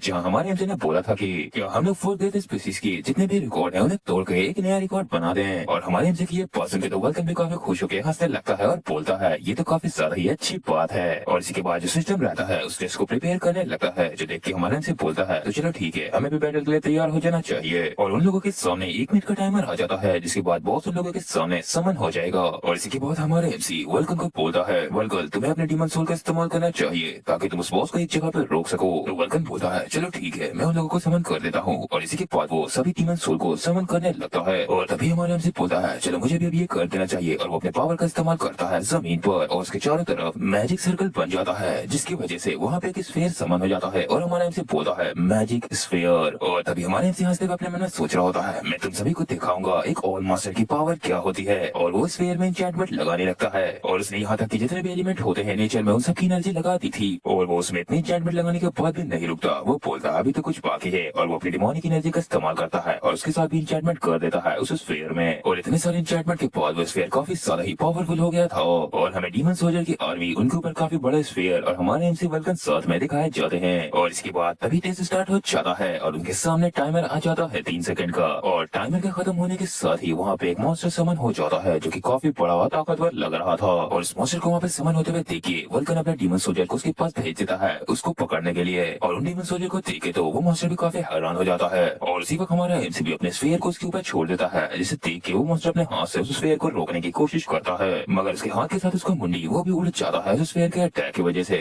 और बस एक ही अटैक के साथ वो मॉन्स्टर ढेर होकर जमीन पे गिर जाता है। और हमारे एमसी इस मॉन्स्टर के सामने काफी कूल अंदाज में खड़ा होता है। और हमारे एमसी ने इस मॉन्स्टर को सिर्फ और सिर्फ 96 मिली सेकंड में हरा दिया था। और उस सिस्टम उसका नाम पूछ रहा होता है कि आप इसमें अपना नाम डालना चाहते हैं या नहीं। तो हमारे एमसी हंसते हुए बोलता है कि मेरा नाम इस पे घोस्टफेस डाल दो तुम। और वहाँ पे एक नया रिकॉर्ड के साथ हमारे एमसी का नाम घोस्टफेस आ जाता है। और इसके बाद हमें 8 फ्लोर का सीन दिखाया जाता है जहाँ की कुछ लोग बैठे हुए होते हैं और बात कर रहे होते हैं एक दूसरे से। और एक बंदा बोल रहा होता है देखो तो जो न्यू बेस्ट रिकॉर्ड है वो तो 1 सेकंड का भी नहीं है, ये तो उससे भी कम है। और तभी वो बंदा बोलता है कि देखो तो उसने अपना नाम भी डाला है घोस्टफेस। दूसरा बंदा बोलता है ये तो घोस्टफेस वही बंदा है ना जिसने वेव को क्लियर किया था। तो उन दोनों के पीछे जो बंदी बैठी हुई थी वो सुन के हैरान हो जाती है इस नाम को। और वो कोई और नहीं हायन होती है जो कि अपने मन में सोच रही होती है मुझे अब से और भी ज्यादा हार्ड वर्क करना होगा। और इसी के बाद हमारे एमसी और वल्कन को दिखाया जाता है जिन्होंने उस मॉन्स्टर को हरा दिया था। और वल्कन बोल रहा होता है ये सोचने में भी कितना ज्यादा अच्छा लगता है कि हमने 4th ग्रेट स्पीशीज की रिकॉर्ड को तोड़ के अपना रिकॉर्ड बना दिया है। और वो काफी ज्यादा खुश होते हुए हमारे एमसी से बोल रहा होता है यहाँ तक कि जो ग्रेट स्पिरिट मॉन्स्टर है उन्होंने भी अभी ये नहीं किया मेरे स्टूडेंट तुमने कर दिखाया। तो हमारे एमसी बोलता है तुम्हारे कहने का क्या मतलब है कि हम ही लोग हैं जिन्होंने ये किया है। और इसी के बाद वो दोनों उस पोर्टल में जाते हैं जहाँ हमारे एमसी बोलता है हमें जल्दी ही जाना होगा क्योंकि हमें 10 फ्लोर पे काफी ज्यादा काम है। तो वल्कन बोलता है चलो ठीक है वहाँ पे हमें जल्दी ही जाना होगा क्योंकि हायन शायद हमारा वेट कर रही होगी। और इसी के बाद हमें नोटिफिकेशन दिखाया जाता है जहाँ की बताया जाता है कि वो दोनों 10 फ्लोर पे पहुंच चुके हैं। और वहाँ पहुंचने की वजह से उनके जितने भी स्टैट्स होते हैं वो +5 हो जाते हैं। और हमें 10 फ्लोर की सबसे बड़ी सिटी को दिखाते हुए बताया जा रहा होता है कि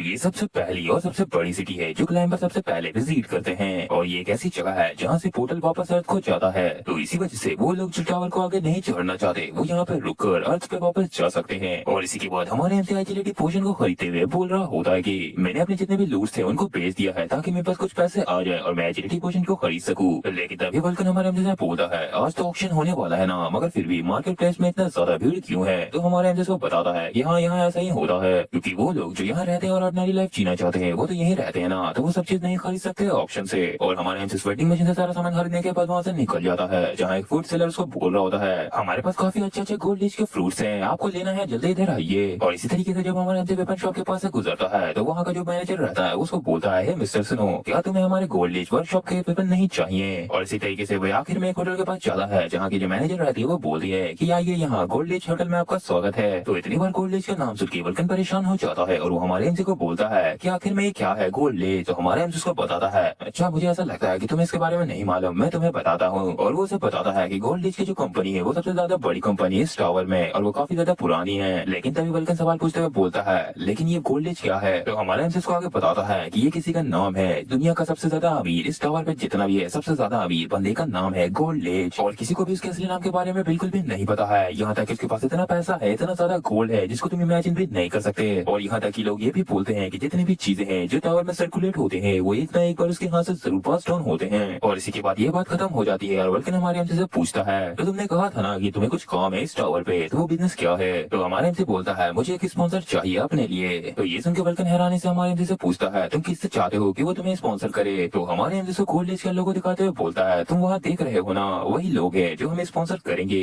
तो ये सुन के वल्कन काफी ज्यादा परेशान और हैरान होते हुए बोलता है, तुम्हारे कहने का क्या मतलब है? तो हमारा एमसी बोलता है, हाँ तुम बिल्कुल सही समझ रहे हो, मैं गोल्ड लीच से जाके स्पॉन्सर लूंगा अपने लिए। इसी के बाद शीन वहाँ से शिफ्ट हो जाता है और हमें एक कंपनी को दिखाया जाता है जो कि किसी और की नहीं गोल्ड लीच की कंपनी होती है। और वहाँ की एक एम्प्लॉय हमारे एमसी को बोल रही होती है, आपका स्वागत है गोल्ड लीच कंपनी में। तभी एक आवाज हमें बता रही होती है कि कुछ भी यहाँ तुम खरीद सकते हो और बेच सकते हो, चाहे वो कोई भी चीज हो, कोई वेपन, लूट, पोशन और इन्फॉर्मेशन, कोई भी चीज तुम्हें मिल जाएगी इस गोल्ड लीच कंपनी से। और वहाँ से हमारे एमसी एक वेटिंग टिकट ले लेता है जिसका नंबर 18 होता है और उसको थोड़ी देर वेट करने के लिए बोला जाता है। इसके बाद हमारे एमसी का नंबर आ जाता है जो कि 18 होता है। तो हमारे एमसी की बारी आ जाती है तो वो उस काउंटर पे चला जाता है जहाँ एक बंदा बैठा होता है और वो बोलता है, मेरा नाम हालकन है और मैं चार्ज करता हूँ थर्ड काउंटर को, मैं आपकी किस तरीके से आज मदद कर सकता हूँ? तो हमारे एमसी के सामने एक थैला रखते हुए बोलता है, मैं कुछ चीज को खरीदना चाहता हूँ। तो वो बंदा बोलता है, ठीक है सर, आप प्लीज अपना नाम मुझे बता दें। तो हमारे एमसी बैग में से एक मास्क निकालते हुए बोलता है, मैं अपना नाम तो तुम्हें नहीं बता सकता मगर क्या ये काम करेगा? और वो उस मास्क को दिखा रहा होता है उसको, जिसको देख के वो बंदा उसका तो होश ही उड़ जाता है। वो बोलता है, ये तो वही मास्क है, द घोस्ट फेस। और इसी के बाद हमारे एमसी से बोलता है, क्या तुम्हें ऐसा नहीं लगता कि मेरे पास कोई रीजन होगा जिसकी वजह से मैं हर जगह पे मास्क ला के जाता हूँ? तो वो बंदा बोलता है, हाँ बिल्कुल सही कह रहे हो। और हमारे एमसी बोलता है, पहले तुम इस मनी को देखो। और वो उसके सामने 30,000 गोल्ड कॉइन को पटक देता है और हमें बताता है कि उसने जितने भी वेब क्लियर किए थे उसकी वजह से उसको इतने पैसे मिल गए। और वो एम्प्लॉय घबराते हुए हमारे एमसी को बोलता है कि आखिर में आप क्या खरीदना चाहते हैं? आपने इतने सारे मनी मेरे सामने रख दिए हैं, बताइए। तो हमारे एमसी हंसते हुए बोलता है, मुझे चाहिए गोल्ड लीच, मैं चाहता हूँ कि तुम मेरी मीटिंग फिक्स करो गोल्ड लीच के साथ। तो ये सुनकर तो उस एम्प्लॉय का होश ही उड़ जाता है। वो बोलता है, आप क्या कह रहे हैं? क्या आपको सर गोल्ड लीच के साथ मीटिंग चाहिए? आप बकवास कर रहे हैं। और वो बंदा घबराते हुए अपने मन में सोच रहा होता है, ये काफी खतरनाक बंदा है, मैंने इसके बारे में बहुत सुना है। तो हमारे एमसी उसकी शक्ल को देखते हुए बोलता है, इसमें क्या गलत है? तुमने ही तो कहा था कि मैं यहाँ कुछ भी खरीद और बेच सकता हूँ। तो हमारे एमसी की ये बात सुन के वो बंदा बोलता है, प्लीज मुझे माफ कर देगा सर, मगर ये डील नहीं हो सकती। तो हमारे एमसी से पूछता है, मगर ऐसा क्यों नहीं हो सकता? तो वो बंदा बोलता है, इसके दो कारण है, पहला तो सर गोल्ड लीच काफी ज्यादा ही बिजी रहते हैं और दूसरा कारण बताने में वो एम्प्लॉय थोड़ा घबराते हुए बोलता है, दूसरा कारण आपको थोड़ा सा अजीब लग सकता है या रूड लग सकता है, मगर जो पैसा आप मुझे ऑफर कर रहे हैं वो काफी ज्यादा ही कम है। मैं जानता हूँ कि 3,000 गोल्ड कॉइन बहुत ज्यादा ही होते हैं मगर इसको कंपेयर नहीं किया जा सकता सर गोल्ड लीच के टाइम से। तो उसकी बात सुन के हमारे एमसी अपने मन में सोचने लगता है, मैंने तो सोचा था इससे काम बन जाएगा,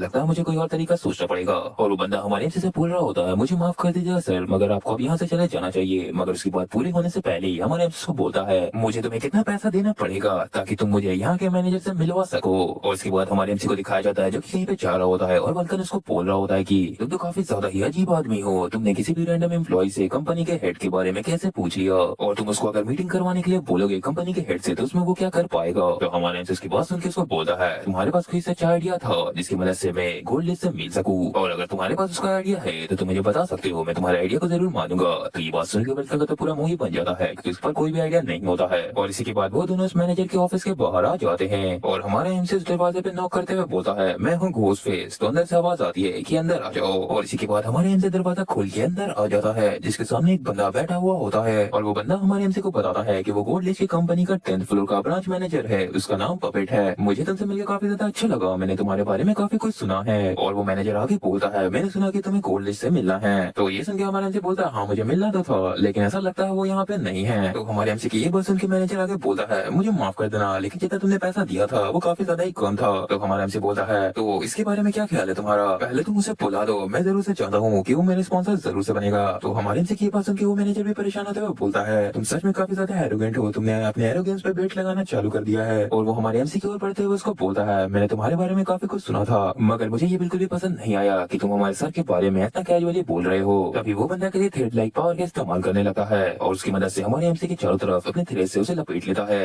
और अपने पावर इस्तेमाल करने के साथ ही वो अपने मन में सोच रहा होता है, मेरी जो पावर है वो है पपेट कंट्रोल, जिसकी मदद से मैं किसी को भी कंट्रोल कर सकता हूँ जिसके चारों तरफ मेरी थ्रेड लगती हो। और मुझे प्लीज माफ कर देना, अभी तुम्हें यहाँ से जाना होगा। तो हमारे एमसी की पावर को देख के हंसते हुए हुए बोलता है क्या तुमने मुझे एरोगेंट कहा था, और अचानक से उसके थ्रेड को पकड़ लेता और सभी थ्रेड को पकड़ने के बाद बोलता है तो मैं तुम्हें साबित करता हूँ कि मेरी एरोगेंस मेरे ऊपर अच्छी लगती है नहीं, और उसके जो हाथ रहते हैं पपट के उसको जमीन में पटक देता है उसी के थ्रेड से। और ये दिक्कत उस मैनेजर की हालत ही खराब हो जाती है। वो अपने मन में सोचने लगता है इसने इसने अभी मेरे स्किल को नलीफाई कर दिया जो कि 180 फ्लोर का क्लाइंबर भी नहीं कर सकता। मगर इसने ऐसा कैसे किया। मगर वो अपने आप को शांत करते हुए एक और पावर का इस्तेमाल करते हुए बोलता है चलो ठीक है तो तुम इसे संभाल के दिखाओ तब मैं मानूंगा। और वो अपने काफी खतरनाक पावर का इस्तेमाल करके काफी बड़ा इल्यूजन क्रिएट कर देता है जिसमें हमारे एमसी और वो आमने सामने आ जाते हैं। और वो मैंने काफी ज्यादा एटीट्यूड में बोलता है मैं श्योर हूँ कि तुमने इस चीज को पहली बार देखा है। मगर हमारे नेता भी बोलता है ये है माइंड रिलम, ये एक इन्फिनिटी रिलम है जिसे अभी भी बनाया गया है, वो भी अपने सोल और माइंड को अपनी बॉडी से अलग करके। तो हमारे एमसी की बात सुन के वो बंदा अपने मन में सोच रहा होता है कि ऐसा कैसे हो सकता है कि एक 10 फ्लोर के क्लाइंबर को माइंड रिलम के बारे में मालूम हो। तभी वो मैनेजर हमारे एमसी को बोलता है तो मेरे ख्याल से तुम्हें इसके बारे में भी पता होगा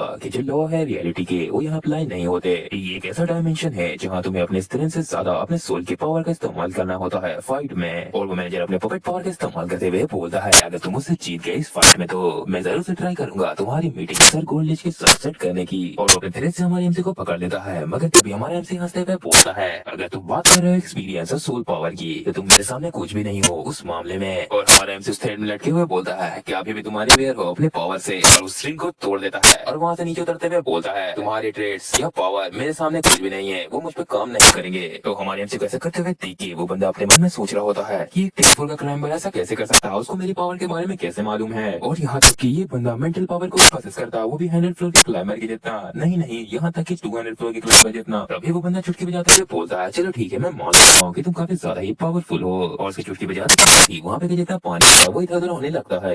हमारे एमसी हैरान था। तभी वो वेव इतना ज्यादा हो जाता है कि वो हमारे एमसी के फेस तक आने लगता है और हमारा एमसी बोलता है ये क्या है। और उस पानी में से एक पपेट निकलता है और इसी के पार्ट पपेट वहाँ से निकलने लगते हैं। और हमारे एमसी थोड़े पास होते हुए बोलता पपेट, और थोड़ी देर में हमारे एमसी को चारों तरफ से उन पपेट में घेर लिया था। वो लाखों की संख्या में पपेट लगे थे और उन पपेट के बीच में ही वो मैनेजर होता है जो कि अपने पावर से पपेट आर्म को समन कर लेता है। तो आर्म को वहाँ पे समन करने के बाद वो सारे पपेट को कंट्रोल कर लेता है और हमारे एमसी से बोलता है इस माइंड रिलम में तुम्हारा एक्सपीरियंस ही तुम्हारी ताकत है, मगर मेरे पपेट जो मैंने आज तक बनाए हैं वो मेरा एक्सपीरियंस है। और वो अपने पपेट के साथ कुछ करते हुए बोलता है क्योंकि मैंने 100 फ्लोर से ज्यादा फ्लोर को चढ़ा है तो मैं इन पपेट को इनहेंस करना भी जानता हूँ अपने माना से। और ये सारे ही पपेट इनहेंस है। एक अकेला पपेट ही 50 फ्लोर के क्लाइंबर के जितना पावरफुल है। और वो बंदा हंसते हुए हमारे एमसी से बोलता है जिस वक्त माइंड रिलम में एंटर किए थे इस जगह का विनर डिसाइड हो चुका था उसी समय पर घोस्ट फेस। और वो अपने पपेट आर्मी को ऑर्डर दे देता हमारे एमसी पे अटैक करने के लिए और वो लोग हम पे हमारे एमसी पे अटैक करने के लिए बढ़ जाते हैं। और वो पपेट हमारे एमसी पे अटैक करने लगते हैं जो देखकर हमारा एमसी हैरान हो रहा था। हम जानते हैं कि वो एक्टिंग कर रहा था और सभी पपेट हमारे एमसी को पीटने लगते हैं। और वो बंदा वहाँ पे खड़ा होकर हमारे एमसी को पीटते हुए देख रहा होता है और बोल रहा होता है ये तुम्हारा अंत है। और वो बंदा वहाँ से हंसते हुए जाते हुए बोलता है इंजरी जो माइंड लेवल में होता है वो असली में इफेक्ट नहीं करता, इसका टेंशन मत लेना।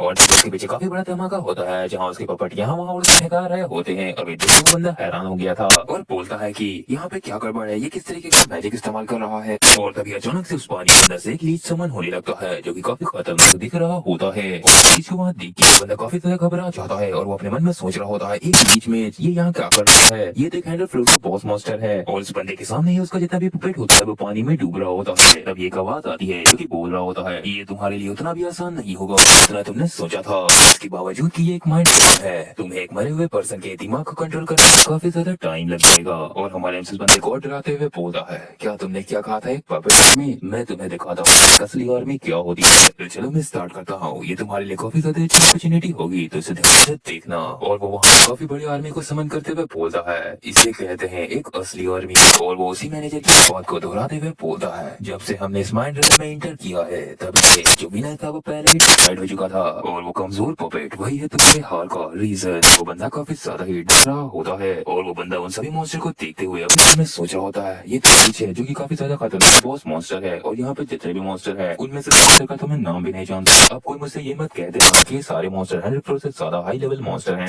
आखिरकार ये बंदा कौन है जिसके पास इतने खतरनाक आर्मी है। और वो बंदा काफी ज्यादा डरते हुए और हैरानी से हमारे एमसी से चिल्लाते हुए बोल रहा होता है आखिरकार कौन हो तुम कौन है घोस्ट फेस। और इसी के बाद हमारे एमसी अपने पूरी आर्मी के साथ उसके ऊपर अटैक कर देता है। उस बंदे की हालत बहुत ज्यादा ही खराब हो जाती है, उसकी आंखों से आंसू आने लगता है, ऐसा लग रहा था कि उसका फटके पार हो चुका है। और वो बंदा काफी जोर से चिल्ला भी रहा होता है। और तभी वो अपने कम्युनिटी में वापस आ जाता है जहाँ उसका हालत काफी ज्यादा ही खराब हो रहा होता है। वो अपने घुटनों पे आके अपने मन में सोच रहा होता है मैं इस जगह वापस कैसे आ गया और कब आ गया, मैंने तो ये रियलाइज भी नहीं किया कि माइंड लब कब खत्म हो गया। और तभी उसको समझ में आता है कि हमारे एमसी ने उसके मैंडलन को कंट्रोल कर लिया था। वो बोलता है ऐसा बिल्कुल भी नहीं हो सकता, ऐसा कैसे कर लिया इसने। और तभी हमारा एमसी उसके पास आके बोलता है किसी बच्चे की तरह रोना बंद करो और चलो खड़े हो जाओ और हमारे बेट को भूल तो नहीं गया, तुम्हें मेरी मीटिंग को फिक्स करना होगा गोल्ड एज के साथ। और इसी के बाद हमें दिखाया जाता है कि हमारे एमसी ने उस मैनेजर को लेटर दिया है, जहाँ वो मैनेजर उस लेटर को लेके हमारे एमसी को बोलता है ये तो सिर्फ एक लेटर है। तो हमारे एमसी को बोलता है हाँ ये एक लेटर है, तुम इसको गोल्ड एज तक पहुंचा देना। तो वो बोलता है हाँ मैं तुम्हें मदद नहीं कर सकता क्योंकि तुमने मुझे हराया है, मगर उस तरफ से अगर कोई रिप्लाई नहीं आया तो इसको कुछ भी नहीं कर पाऊंगा। क्योंकि हमारे एमसी हंसते हुए बोलता है तुम उसकी फिक्र बिल्कुल भी मत करो, वहाँ से जरूर से कोई ना कोई रिप्लाई आएगा। और इसके बाद सीन शिफ्ट हो जाता है और हमें होटल के बाहर का सीन दिखाया जाता है, जहाँ हमारे एमसी खड़ा होता है। उनके सामने वो दोनों बंदे होते हैं, जहाँ मैनेजर बोल रहा होता है जब भी मुझे रिस्पॉन्स आएगा इस लेटर का तो मैं तुम्हें करूंगा।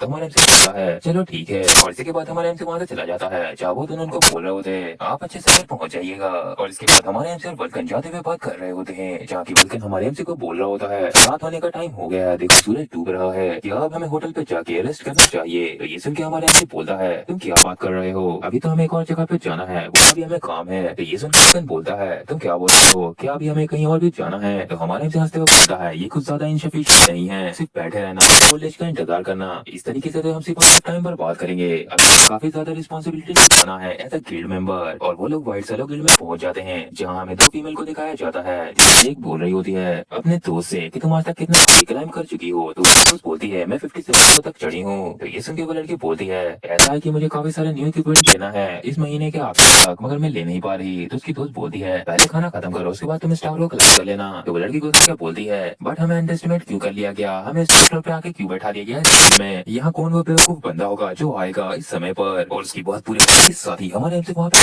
जाता है उस दरवाजे को खोल के, जो देख के तो वो दोनों भी हैरान हो जाती है। और तभी वो लड़की फॉर्म में आते हुए पूछती है आपका बहुत बहुत स्वागत है व्हाइट सैलो गिल्ड में, आप यहाँ किस रीजन से आए हैं आज। तो हमारा बोलता है मैं यहाँ क्यों आया हूँ, और वो बोलता है हंसते हुए टावर को रेड करना काफी ज्यादा ही मुश्किल होता है, इस वजह से मैंने सोचा कि मैं इस गिल्ड को ज्वाइन कर लूँ। तो ये सुनने के बाद वो लड़की बोलती है अरे ये तो सिर्फ एक नॉर्मल बंदा है जो ज्वाइन होने आया। तो दूसरी बंदी बोलती है मैं तो काफी ज्यादा ही सरप्राइज हो गई थी। और अचानक उनको कुछ समझ में आता है, वो बोलता है रुको एक मिनट, ये तो एक न्यूबी है जिसको शायद से रिकमेंड किया गया है इस गिल्ड के बारे में, क्या इसके पास कोई बंदा है जो इसको स्पॉन्सर कर रहा है। तभी वो दोनों अच्छे से बोलते हुए हमारे एमसी का स्वागत करते हुए बोलते हैं आइए आइए आपका बहुत बहुत स्वागत है, क्या आपके पास कोई स्पॉन्सर है या फिर आप डायरेक्ट ही हमारे गिल्ड के पास आए हैं। तो हमारा एमसी जगते हुए बोलता है नहीं मेरे पास कोई भी स्पॉन्सर नहीं है, मैंने तो बस सुना था कि ये गिल्ड काफी बड़ा है इसलिए मैं यहाँ आ गया। तो वो दोनों ये सुन के काफी ज्यादा ईवी नाते के साथ बोलते हैं काफी ज्यादा अच्छा है, ये बिगिनर है जिसको कुछ भी नहीं मालूम है। और इसी के बाद वो लड़की बोलती है क्या तुम हमें कुछ सिखा सकते हो जो तुम्हारे पास है। तो हमारे एमसी बोलता है क्या कोई स्किल। और तभी वो बोलता है क्या तुम मुझे कोई सिक्का दे सकते हो। तो वो लड़की बोलती है क्या सही रहेगा तुम्हें सिक्का देना। और जब वो उसे सिक्का देती है तो हमारा एमसी उसे अपने हाथ से उस कॉइन को मोड़ता है, जो देख के तो वो दोनों हैरान हो जाती हैं और बोलती हैं इसने सिर्फ अपने हाथों से ही कॉइन को मोड़ दिया, ये तो काफी ज्यादा ही कमाल का है। और हमारा एमसी बोलता है मैं तो बेसिक लेवल का मैजिक भी जानता हूँ। उनको लोग हैरान से बोलते तुम मैजिक भी जानते हो। और हमारा तभी अपने हाथ में स्पेल क्रिएट करके फायर लगा देता है और बोलता है मैं बेसिक लेवल का फायर मैजिक इस्तेमाल कर सकता हूँ। तो ये देखो वो दोनों बोलते हैं अच्छा तो ऐसी बात है, तो काफी ज्यादा ही टैलेंटेड अमाउंट के स्किल को इस्तेमाल करने में। तभी वो दोनों अपने आप में बात करते हुए बोलती हैं ये तो काफी ज्यादा अमेजिंग है, इसकी स्किल काफी ज्यादा मैटर नहीं करते अभी के टाइम पे, क्योंकि अगर इसे हमने अपने अंडर में कर लिया तो हम इसे सिखा के काफी ज्यादा पावरफुल बना सकते हैं और हमारा नाम भी हो जाएगा। अभी पीरे बार भाई लड़की हंसते हुए बोलती है ऊपर से ये बंदा कितना ज्यादा ही स्मार्ट है। दूसरी लड़की बोलती है तुम्हें क्या इस तरीके का पसंद है। और तभी वो हमारे एमसी को देखते हुए अपने मन में सोच रही है कि इतना समय मुझे इसके साथ मिल जाए तो काफी ज्यादा अच्छा हो जाएगा। मगर तभी वहाँ पे कुछ चिल्लाने की आवाज आती है, सुन के एक लड़की बोलती है ये क्या था, ये किस तरीके का आवाज है। तभी वहाँ पे एक बंदा आ जाता है जो कि उन लोगों को बोलता है सुनो तुम लोग यहाँ पे कुछ गड़बड़ हो चुकी है। और वो बंदा आगे बताता है कि एक स्पिरिट मॉन्स्टर काफी ज्यादा पागल हो चुका है बाहर, पूरे विलेज को डिस्ट्रॉय कर रहा है और जितने भी लोग जो 50 फ्लोर से ज्यादा चढ़ चुके हैं उनको अभी के अभी बुलाया गया है बाहर। तो ये सुन के जो पीली बार वाली लड़कियां थी वो बोलती है ज्यादा इंपॉर्टेंट काम कर रहे थे और इसी वक्त इन्हें आना था। और वो दोनों वहाँ से जाते हैं हमारे एमसी को बोलती है कि हमारा यही इंतजार करना, हम जल्दी से प्रॉब्लम को सॉल्व करके आते हैं। और तभी एमसी को दिखाया जाता है जिसके सामने वो दरवाजा बंद हो जाता है। और तभी हमारा एमसी कपड़े को टांगता है और बोलता है अभी से मुझे वापस से घोस्ट बनना होगा और अपने मास्क को लगा लेता है और वहाँ पे अपने सूट के साथ तैयार हो जाता है। इसी के बाद हमें विलेज का सीन दिखाया जाता है जहाँ की थोड़ा बहुत तबाही हो रहा होता है और वहाँ पे लोग बोल रहे होते हैं जल्दी से निकल जाओ, यहाँ पे काफी डेंजर है। और यहाँ तक कि जितने भी आइटम है वो डिस्ट्रॉय हो रहे हैं। तो उसके पास जा रहा है तब और दिखाया जाता है उस मॉन्स्टर को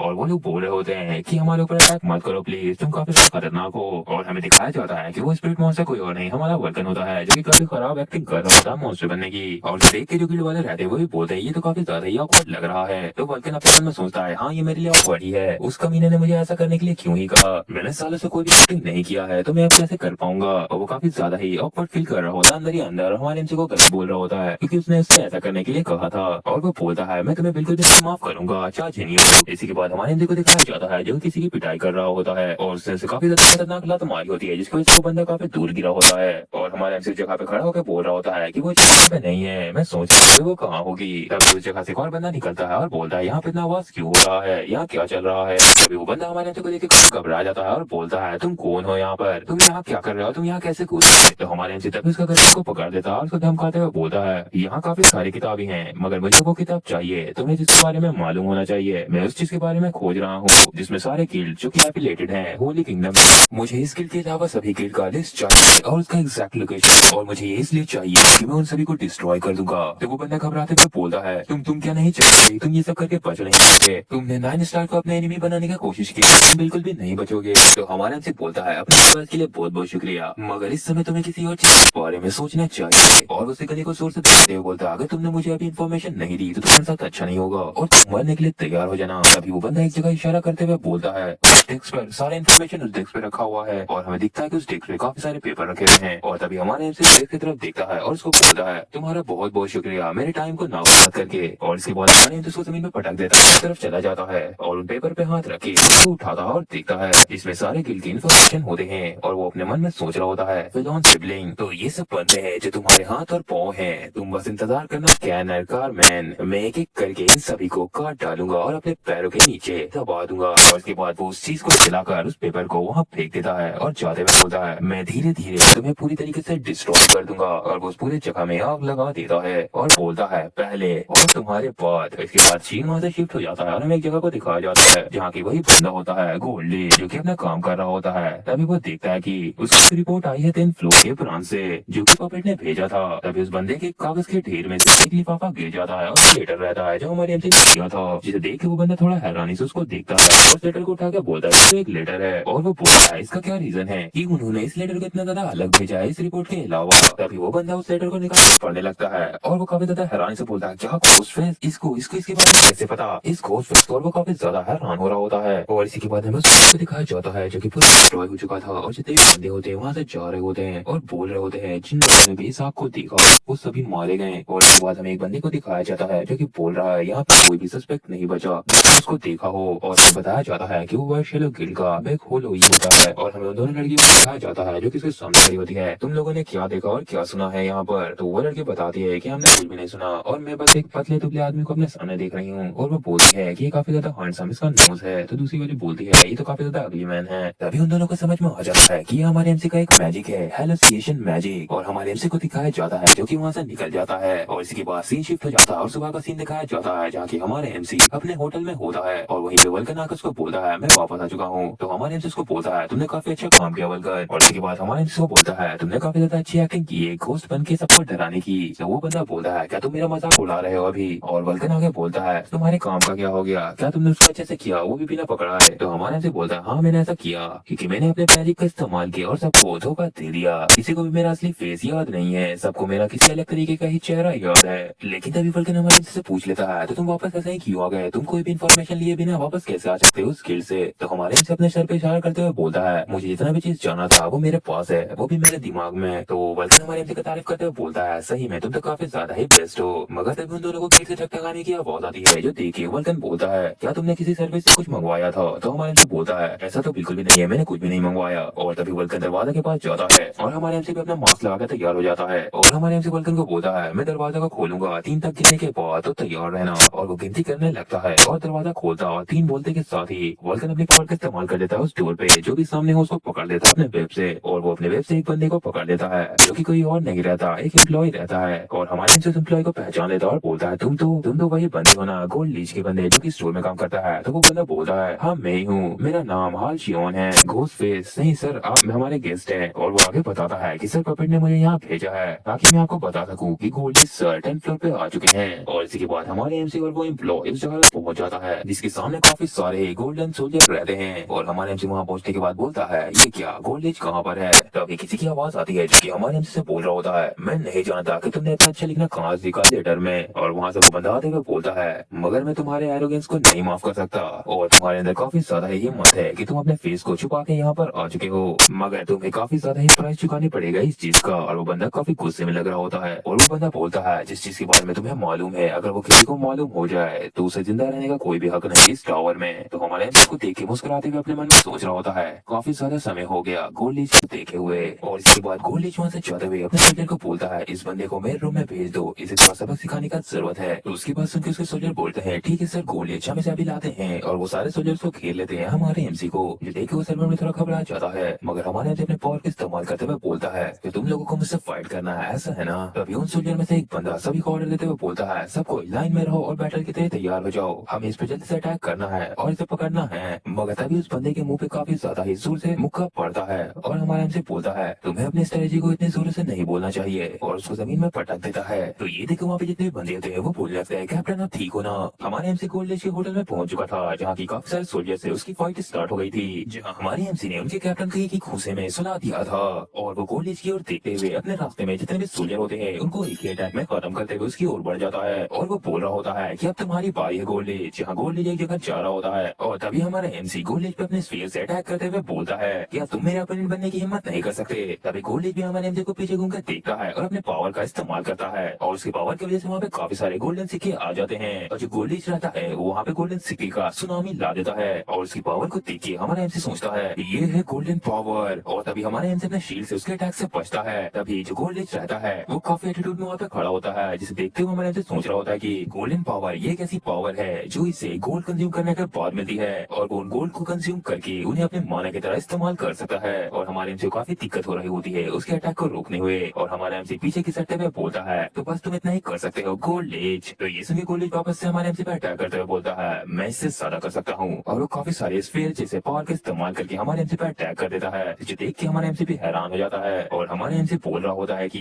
जो ज्यादातर गोल्ड है इस ब्रांच में वो इतने ज्यादा है कि एक वेव भी ला सकता है और इससे ज्यादा बुरी बात ये है कि इसका एक अटैक मुझे लग गया तो वो काफी ज्यादा क्रिटिकल हिट दे देता है। और तभी जो गोल्ड लीच रहता है वहाँ काफी बड़ा धमाका कर देता है और वहाँ देखते हुए बोलता है मेरे ख्याल से वो बंदा खत्म हो चुका है। लेकिन तभी गोल्ड लीच की गर्दन पे एक स्फीयर आ जाती है और हमारे एमसी बोल रहा होता है अभी खत्म नहीं हुआ। और हमारे एमसी उसको बोलता है कि ये बैटल थी स्पीड की और स्पीड के बैटल में मैं कभी भी नहीं हार सकता। और जो एम्प्लॉय रहता है वो देख के गोल्ड लीच का नाम चिल्ला रहा होता है और गोल्ड लीच हमारे एमसी का स्फीयर हटाते हुए बोलता है तुम्हें क्या लगता है कि तुम मुझे खत्म कर सकते हो? अगर तुम ऐसा सोच रहे हो तो ये तुम्हारी बहुत बड़ी गलतफहमी है। मगर तभी हमारा एमसी बोलता है नहीं तुम मुझे नहीं मार सकते। ये सुन के गोल्ड लीच थोड़ा हैरान होता है और हमारे एमसी आगे बताता उसे क्या तुम्हें इस बारे में नहीं जाना कि मुझे ये इन्फॉर्मेशन कहाँ से मिली? बहुत सारे ऐसे लोग हैं जो मुझे पकड़ना चाहते हैं वो भी जिंदा। अगर तुम मेरे साथ चलो तो मैं तुम्हें बता सकता हूँ कि मुझे ये नॉलेज कहाँ से मिली और इस बारे में कहाँ से पता चला। तो गोल्ड लीच घबराते हुए बोलता है चलो ठीक है तुम मेरे पीछे आओ। तभी हमें एक रूम का सीन दिखाया जाता है जहाँ वो दोनों पहुंच जाते हैं और हमारे एमसी बोल रहा होता है कि ये तो सच में काफी ज्यादा ही बड़ा रूम है, अगर तुम्हारे पास पैसा है तो तुम सब कुछ ले सकते हो। क्यों मैंने सही कहना गोल्ड लीच? तभी गोल्ड लीच दरवाजे को बंद कर देता है और हमारे एमसी के चारों तरफ अटैक कर देता है मगर वो कोई अटैक नहीं कर रहा होता और वो हमारे एमसी को बोलता है ये मेरी गोल्ड पावर है जिसकी मदद से मैंने चारों तरफ के डोर और इलाकों को बंद कर दिया है और यहाँ तक कि गॉड और डीमन भी हमारी बातें नहीं सुन सकते।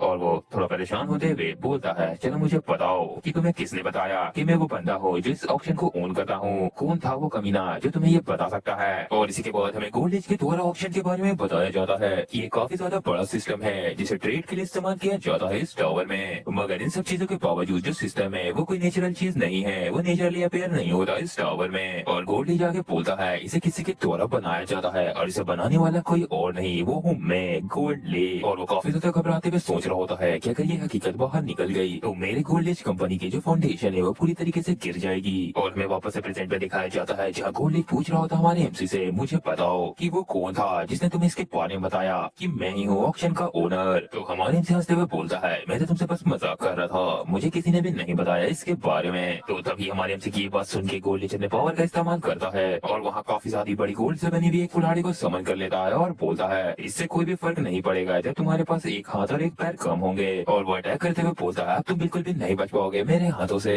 और वो पावरफुल अटैक हमारी एमसी की ओर बढ़ जाता है लेकिन तभी वहाँ पे वल्कन आ जाता है जो अटैक को रोके उस गोल्ड को पूरा चूर चूर कर देता है क्योंकि हमारी एमसी ने उसे वहाँ पे समन किया होता है। और उसे वहाँ पे देख के तो गोल्ड लीच की भी हालत खराब हो जाती है। वो बोलता है ये तो एक सोल सोल्जर है। तभी गोल्ड लीच बोलता है एक स्पिरिट मास्टर वही एक लौता है जो ऐसा कर सकता है, एक सोल सोल्जर को समन करना। अब तुम मुझसे ये मत बोलना कि तुम। लेकिन हमारे एमसी उसके पद पूरा होने से पहले ही हंसते हुए अपना मास्क उतार देता है और उसको बोलता है तो आखिरकार तुमने मुझे पहचान ही लिया। और वो उसको बोलता है कि अब ये तुम्हारा बारी है कि तुम मुझे पे बैक करो, क्यों है ना? वे विलियम। तो ये देख के जो गोल्डिश रहता है वो बोलता है क्या तुम जिंदा हो अभी तक चाचनियो। और इसी के बाद वो दोनों बात करने लगते हैं और वो बोल रहा होता है कि जो रेडर थे 600 फ्लोर पे उन्होंने तुम्हें धोखा दे दिया था और जो पाल था उसने तुम्हें कुछ गिफ्ट दिया था। अच्छा तो ये सब हुआ था। और वो गोल्डिश होता है जो हमारे एमसी की कहानी सुनने के बाद ये सब बोल रहा होता है। और जो वहाँ पे वल्कन रहता है वो हमारे एमसी को देखते हुए सोच रहा होता है कि अच्छा तो इसके पास्ट में ये सब हुआ था। और इसी के बाद गोल्डिश हमारे एमसी से बोलता है कि मैं बिलीव नहीं कर सकता कि तुम ये चाचनियो हो। तो हमारे एमसी बोलता है मैं जानता हूँ कि तुम मुझ पर बिलीव नहीं कर रहे होगे, मैं तो खुद ही सरप्राइज हो चुका था।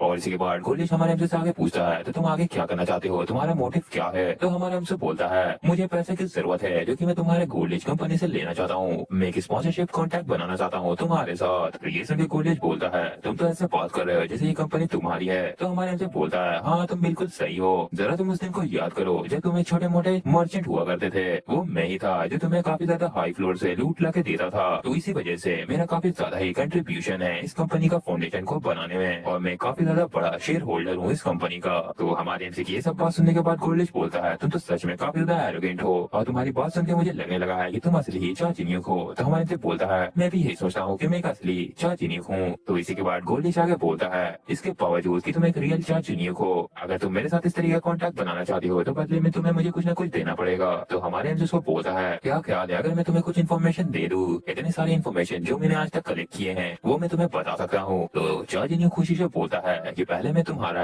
बातों को सुनूंगा उसके बाद ही प्राइस को लगाऊंगा कि मुझे तुम्हें कितना प्राइस देना है। और हमारे एमसी से बताने लगता है कि जो 9 स्टार वाले थे उन्होंने तो मिलकर हमारे एमसी को भी मार दिया था, तो उनके पीछे काफी बड़ा मास्टरमाइंड हो सकता है। और इसके बाद हमारे एमसी बताता है कि एक ऐसी पावर जो उन लोगों को कमांड कर सकता है वो कोई और नहीं है, वो इस टावर के 4 मुनार्क हैं। तो चाचनियुक की बात सुन के गोल्डिश काफी हैरानी से बोलता है तुम क्या बात कर रहे हो, क्या तुम उन 4 रॉयल्टीज के बारे में बात कर रहे हो। तो चाचनियुक उसको बताता है कि वो लोग अपने स्पेशीज के नाम को बचाते हैं, उनका वो नाम नहीं वो ब्रांड है। और अगर कोई और स्पेशीज क्लाइम करेगा इस टावर के हायर फ्लोर पर तो वो लोग उसे भी खत्म कर देंगे। और वो ना इस टावर के टॉप को चढ़ना चाहते हैं और जिनमें पोटेंशियल है उन्हें चढ़ने भी नहीं देना चाहते। और तभी गोल्डिश बोलता है और जो पार्टिसिपेट कर भी लेते हैं उन्हें छोटे मोटे फ्लोर का रूलर बना दिया जाता है। तो चाचनियुक बोलता है हाँ तुमने बिल्कुल सही कहा। और गोल्डिश आगे बोलता है इसके बावजूद तो यही बात है जो तुम मुझे बताना चाहते थे और ऊपर से तुम इकलौते विक्टिम हो ये सभी चीजों के। तो तभी चाचनियुक बोलता है जो ओनी विलेज था 100 फ्लोर पे मैं उसके बारे में जानता हूँ। तो ये सुन के गोल्डिश काफी हैरान हो जाता है। और तभी वल्कन बोलता है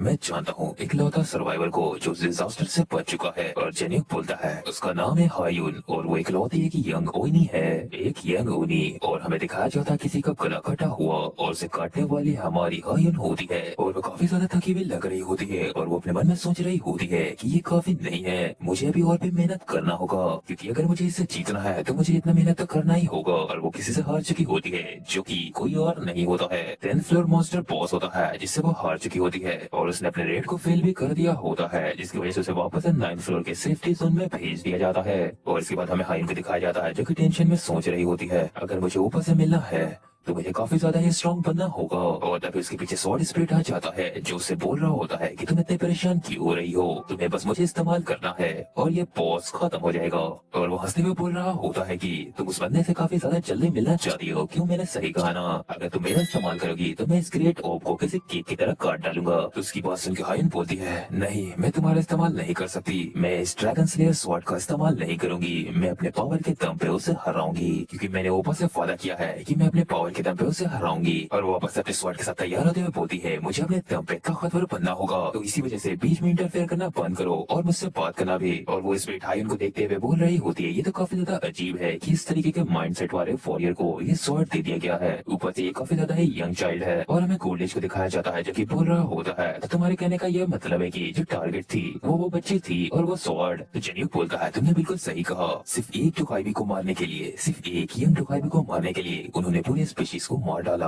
अगर तुम इन्हें दूसरे शब्दों में कहना चाहो तो वो लोग किसी को भी टारगेट करके उसे उठा लेते हैं और उसके बाद उसे खत्म करने में जरा भी देरी नहीं करते। तो गोल्डिश काफी टेंशन में अपने मन में सोच रहा होता है ये तो बिल्कुल ही नामुमकिन है, अगर ऐसा कुछ हुआ तो ये पूरे टावर का फाउंडेशन को हिला डालेगा। मगर ये बात सही निकली, तब ये जो भी बोल रहा है वो बिल्कुल सही है और सेंस बना रहा है। और चाचनियुक खड़ा होते हुए बोलता है मेरा जो मोटिव है वो सिंपल है, मुझे बस रिवेंज चाहिए और इसी वजह से मैं इन सभी को खत्म कर दूंगा जो भी मेरे रास्ते में आएंगे और 9 स्टार वालों को तो खास करके करके, और मैं यहाँ तक कि उन्हें भी खत्म कर दूंगा जो कि 4 रॉयल्टीज को सपोर्ट करते हैं, और वो 4 ही रॉयल्टीज थे जिन्होंने तुम्हारी फैमिली को मारा था, गोल्ड लेज। तो ये सुन के गोल्ड लेज काफी हैरान हो जाता है और अपने फ्लैशबैक में चला जाता है जहाँ की वो छोटा बच्चा था और बारिश में भीग रहा था, और वहाँ पे वो इतना ज्यादा डिप्रेस था क्योंकि उसके सामने उसके जितने भी फैमिली मेंबर, दोस्त, रिलेटिव थे, उन सभी को मार दिया गया था। और इसी के बाद जो गोल्ड लेज जाता है वहाँ पे से साउंड बैरियर को हटा लेता है और खड़ा होते हुए बोलता है हमारे एमसी से, और वहाँ पे तभी उसके कुछ बोलने से पहले ही पीक ऑफ वॉलीबॉल आ जाता है और नाइनटेल फॉक्स भी, जहाँ पीक ऑफ वॉलीबॉल बोल रहा होता है तुम दोनों ने क्या डिस्कस किया इतनी देर तक। तो उसे वहाँ देख के काफी ज्यादा हमारे एमसी इरिटेट होते हुए बोलता है मेरे मूड को खराब मत कर बेवकूफ। और गोल्ड लेज बोलता है चलो ठीक है, तुम्हें जो भी चाहिए मैं वो खरीदूंगा। मगर तभी गोल्ड लेज बोलता है लेकिन इससे पहले तुम्हें प्रूफ करना होगा कि तुम वही हो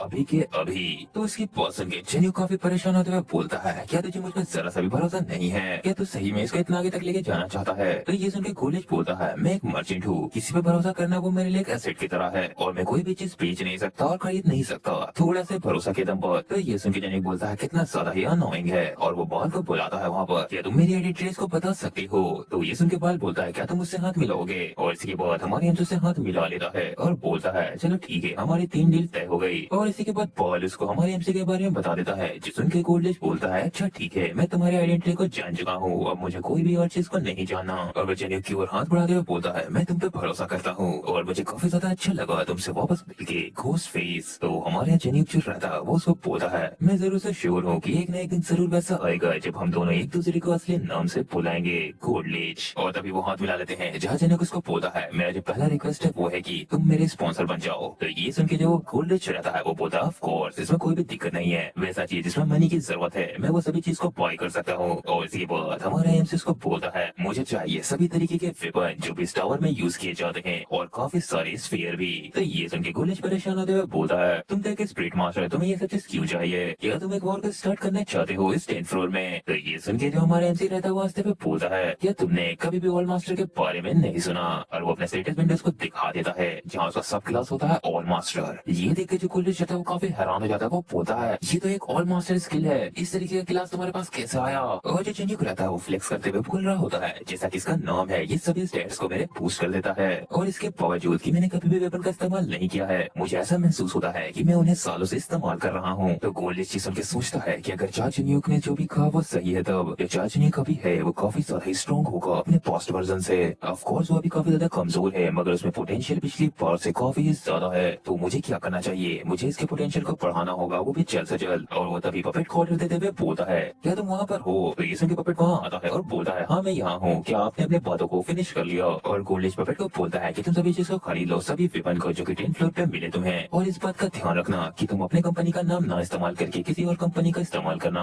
और इस वीआईपी का यूज करके बोलना कि ये एक वीआईपी के लिए है। और जब वो लोग वेट कर रहे होते हैं तभी पपेट वहाँ आते हुए बोलता है आप लोग का बहुत बहुत शुक्रिया इंतजार करने के लिए। और वो वहाँ पे एक कोड लेके आया होता है और बोल रहा होता है मैंने सभी चीज को परचेस कर लिया है जो भी आपने मुझे रिक्वेस्ट किया था जिन भी आइटम को। तो उस कोड को देख के हमारे एमसी बोलता है क्या एवरीथिंग, तुमने क्या कहा कि तुमने सब चीज खरीद लिया, ये तो बस एक कोड का पीस है, मैंने बहुत सारे चीज को कहा था कई तरीके के वेपन को। तो ये सुन के पपेट बोलता है नहीं इसमें सब चीज स्टोर है इसके अंदर। तो ये सुन के जो हमारे एमसी तो बोलता है क्या स्टोर है इसके अंदर। और जो कोड चाहता है वो हंसते हुए बोल रहा होता है इस कोड का जो नाम है वो है सब स्पेस कोड। ये कोड लिंक है कि सब स्पेस से जहाँ तुम कितने भी वेपन को स्टोर कर सकते हो एक स्टोरेज रूम की तरह इसे इस्तेमाल करके। और इसका जो टेम्परेचर, साइज और कलर है उसको तुम कैसे भी एडजस्ट कर सकते हो अपने हिसाब से, जो यूजर वो अपने हिसाब से एडजस्ट कर सकता है। और यहाँ तक कि इसके ऊपर एक प्रोटेक्टिव मैजिक लेयर भी लगा हुआ है जो तुम्हें काफी सारे अटैक से बचा सकता है। और जो भी एक्सेसरीज तुमने पहनी है अगर इसके अंदर स्टोर कर लोगे तो उसका जो इफेक्ट होगा वो भी ऑटोमेटिकली अप्लाई हुआ हुआ रहेगा। इसी वजह से ये काफी ज्यादा ही रेयर आइटम है इस टावर के अंदर, तो इसे काफी ज्यादा आराम से इस्तेमाल करना। तो ये सुन के जेन्यू बोलता है वो तुम हो गए जिसे काफी ज्यादा केयरफुल रहने की जरूरत है क्योंकि तुम्हें काफी सारी चीज को हैंडल करना है। मेरे अंधा खर्चा को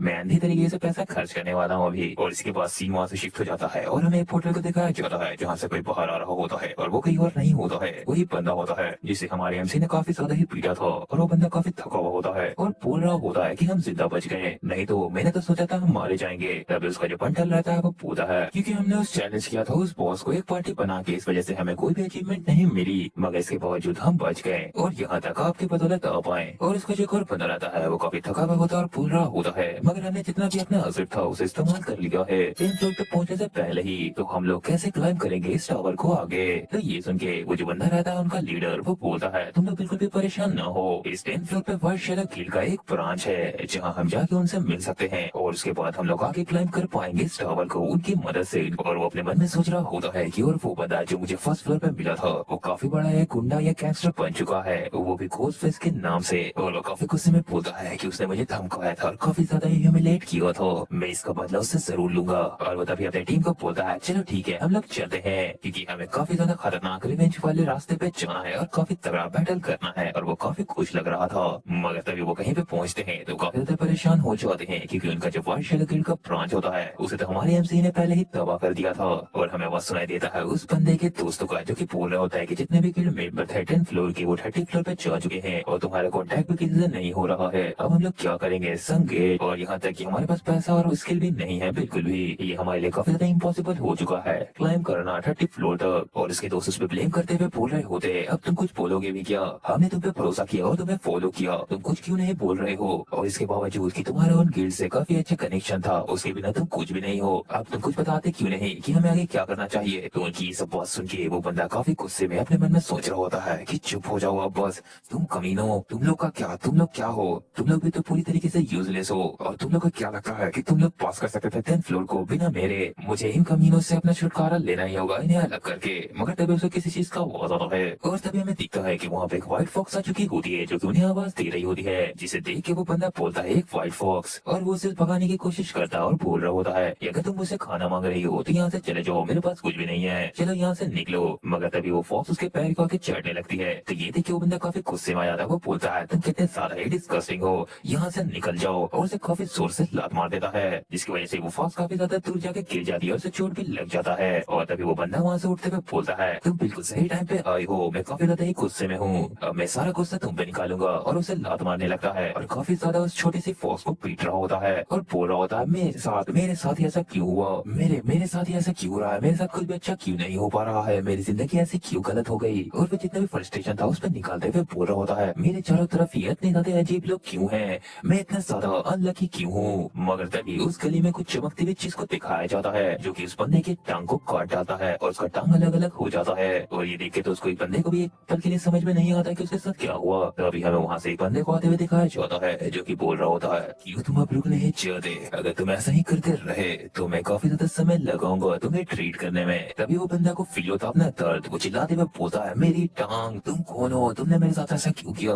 तभी वो बंदा बोलता है क्यों तुम मुझसे बात कर रहे हो, मैं वो हूँ जो इस फॉक्स का ओनर बनने वाला हूँ। हमें इस एपिसोड की शुरुआत में दिखाया जाता है जेनियो और वल्कन को, जहाँ जेनियो वल्कन से बोल रहा होता है अभी हमें एक और जगह पे जाना है, क्या जेनियो अभी हमें कहीं और भी जाना है। हाँ वल्कन अभी हमें जाना है टावर ऑफ क्लास चेंज में, ताकि मैं वहाँ से स्पिरिट पावर को ऑब्टेन कर पाऊँ। मगर जेनियो तुम ऐसा क्यों करना चाहती हो, मेरे ख्याल से तुम्हारे पास तो पहले से ही स्पिरिट मास्टर क्लास है ना। वल्कन क्या तुम्हें ये नहीं मालूम कि जो मेरा क्लास चेंज है वो किसी बागी ग्लिच की तरह है, जैसे कि मेरे पास ऑल मास्टर क्लास है और यहाँ तक कि मेरी पुरानी जिंदगी की मेमोरी भी मेरे पास है। तो इसी तरीके से मैं ऑब्टेन करना चाहता हूँ स्पिरिट पावर को, ताकि मैं अपनी कल्टीवेशन को और सुधार सकूँ। हाँ जेनियो तुम तो बिल्कुल सही कह रहे हो, मैंने तो इसके बारे में बिल्कुल भी नहीं सोचा। सुनो वल्कन आज की रात हमें एंजॉय करना चाहिए और गोल्ड एज के पैसे का सही इस्तेमाल करना चाहिए, बाकी आज हम ब्रेक ले लेते हैं, कल से काम करेंगे। लेकिन तभी नाइट फॉक्स को सेंस होता है और वो वहाँ पे आ जाती है और पीको वाले से बोलता है कि तुम्हें उस तरफ देखना चाहिए। तुम क्या बोल रहे हो, वहाँ क्या है। वल्कन तुम देख रहे हो वो क्या चीज है। ओ ये तो तुम हो नाइटल फॉक्स, तुम यहाँ क्या कर रही हो। तो नाइटल फॉक्स रहती है वो जेनिक से मदद मांग रही होती है क्योंकि उसका जो बच्चा होता है वो काफी ज्यादा खतरे में होता है। और इसके बाद वापस से हमें उस सीन को दिखाया जाता है जहाँ हमारे जेनिक ने उसका पैर काट दिया था उस बुली का जो उस फॉक्स के बच्चे को बुली कर रहा था। और जेनिक काफी खतरनाक औरा के साथ पहुंचते हुए बोलता है अबे क्या तुझे ऐसा नहीं लगता कि अब तुझे रुक जाना चाहिए, अगर तू ऐसा ही करता रहा तो मैं तुझे बिल्कुल भी ठीक नहीं करूंगा और इसी हाल में ही छोड़ दूंगा। तू कौन है कमीने, तूने मेरे साथ ऐसा क्यों किया, मेरा टांग। ओह तो तू मुझसे बात कर रहा है, मैं वो हूँ जो इसका ओनर बनूंगा इस फॉक्स का जिसपे तूने हाथ उठाया है। ओह तो अच्छा ये है वो फॉक्स। अगर मैं इसके बारे में सोचूं तो ये बच्चा है नाइनटेल फॉक्स का, एक मिथिकल एनिमल जो कि इस तरीके के प्लेस पे कैसे पाया जा सकता है। और यहाँ तक कि मुझे उस तरीके का क्विस्ट मिल गया, इस तरीके के सिचुएशन में एक कैसे हो सकता है। और वो क्विस्ट ये होता है कि तुम्हें बच्चे को बचाना है जो कि न्यूट्रल कॉलर नाइनटेल फॉक्स का बच्चा है, और तुम्हें उसको बचाने के बाद उसको अच्छे से इलाज कर देना है, जिसका रिवॉर्ड तुम्हें फॉक्स आइटम मिलेगा और तुम्हारा जो रिलेशनशिप है और फ्रेंडशिप नाइनटेल फॉक्स के साथ बढ़ जाएगा। क्या मजाक है, मुझे इतना अच्छा लग कैसे मिल सकता है, मुझे तो खुद ही समझ में नहीं आता। ये तो वही मास्क है। ये बंदा, ये तो जरूर से घोस्ट फेस होगा। ये कमीना यहाँ कैसे आ गया? एक सेकंड, तुम्हारी शक्ल ये तो कहीं देखा देखा लग रहा है। मैंने तुम्हें पहले भी देखा है क्या? अरे तू घोस्ट फेस, तेरी हिम्मत कैसे हुई मुझे वापस से ह्यूमिलेट करने की? दोस्तों इसे छोड़ना मत बिल्कुल भी, अटैक करो इस पर। जी बॉस, हम इसे बिल्कुल भी नहीं छोड़ेंगे। ये क्या, ये लोग पीछे से अटैक कर रहे हैं? ये क्या घोस्ट फेस, वो तो गायब हो गया है? ये कैसे हो सकता है? वो कहाँ गया? तुम बेवकूफ हो क्या? तुम मुझे खोज रहे हो क्या? तुम लोगों ने बिल्कुल भी नहीं सोचा कि जिस चीज पे तुम लोग अटैक कर रहे थे वो क्या है? घोस्ट फेस, तू क्या बकवास कर रहा है? हमें क्यों जरूरत पड़ेगी इस चीज के बारे में जानने की? मैं तेरी टांग भी काट दूंगा जैसे तूने मेरी टांग काटी है। नाइनटेल फॉक्स, जरा सुनना, तुम्हें क्या लगता है मुझे इन कमीनों के साथ क्या करना चाहिए? तो नाइनटेल फॉक्स उसको बोलती है कि तुम उन लोगों को मार दो। दोस्तों जाओ उस कमीनों को घेर लो ताकि वो भाग ना पाए, वो घोस्ट फेस। ओए बेवकूफो, चलो अपने सामान को अपने पास रखो जो तुमने पीछे छोड़ दिया था। हैं? ये क्या? ये तो मेरी कटी हुई टांग है। उस घोस्ट फेस ने मेरी टांग को मेरे ऊपर फेंक दिया और उस पैर के टकराते के साथ ही वहाँ काफी बड़ा धमाका हो जाता है और उन तीनों का काम तमाम। तो फॉक्स, तुम हो नाइनटेल की छोटी बच्ची। तो ये देख के वो फॉक्स भी काफी ज्यादा ही खुश हो जाती है और हमारे एम्स उसको अपने घर पे लेके आ जाता है। मैं इसे घर तक लेकर आ गया। अब मुझे क्या करना चाहिए? शायद से मुझे पहले इसका नाम रख देना चाहिए, क्योंकि मैं इसको बार बार बेबी फॉक्स करके तो नहीं बुला सकता ना। मुझे सोचे दो, मैं तुम्हारा नाम क्या रख सकता हूँ? तुम्हारा नाम बेबी फॉक्स। मैं इसे अगर छोटा करूँ तो मैं तुम्हारा नाम बॉक्स तो रख सकता हूँ ना? जनियुक, मेरे ख्याल से अगर ये फॉक्स बड़ी हो गई तो ये तुम्हारा सर जरूर से फोड़ देगी, क्योंकि तुम इतना स्कैर्पी नाम रखोगे तो ये तुम्हारा सर ही ना फोड़ेगी। और नाइनटेल फॉक्स भी काफी ज्यादा ही गुस्सा कर रही होती है। ओ अच्छा वल्कन, तुम कुछ ज्यादा ही नहीं बोल रहे। अगर तुम्हें इतना ही आता है तो तुम ही इसका नाम क्यों नहीं रख देते?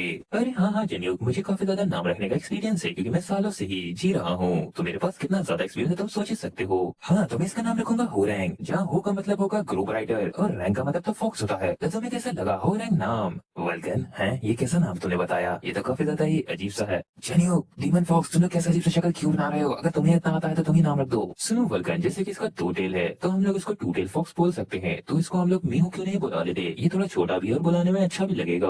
जनियुक, तुम्हें क्या लगता है इतना छोटा और नॉर्मल नाम इस फॉक्स को पसंद आएगा? क्या सही में वल्कन तुम ऐसा सोचते हो? मगर वो नाम उस फॉक्स को काफी ज्यादा ही पसंद आ जाता है, वो खुश हो जाती है। वल्कन जरा देखना, मुझे ऐसा लगता है कि इसे ये नाम पसंद आ गया।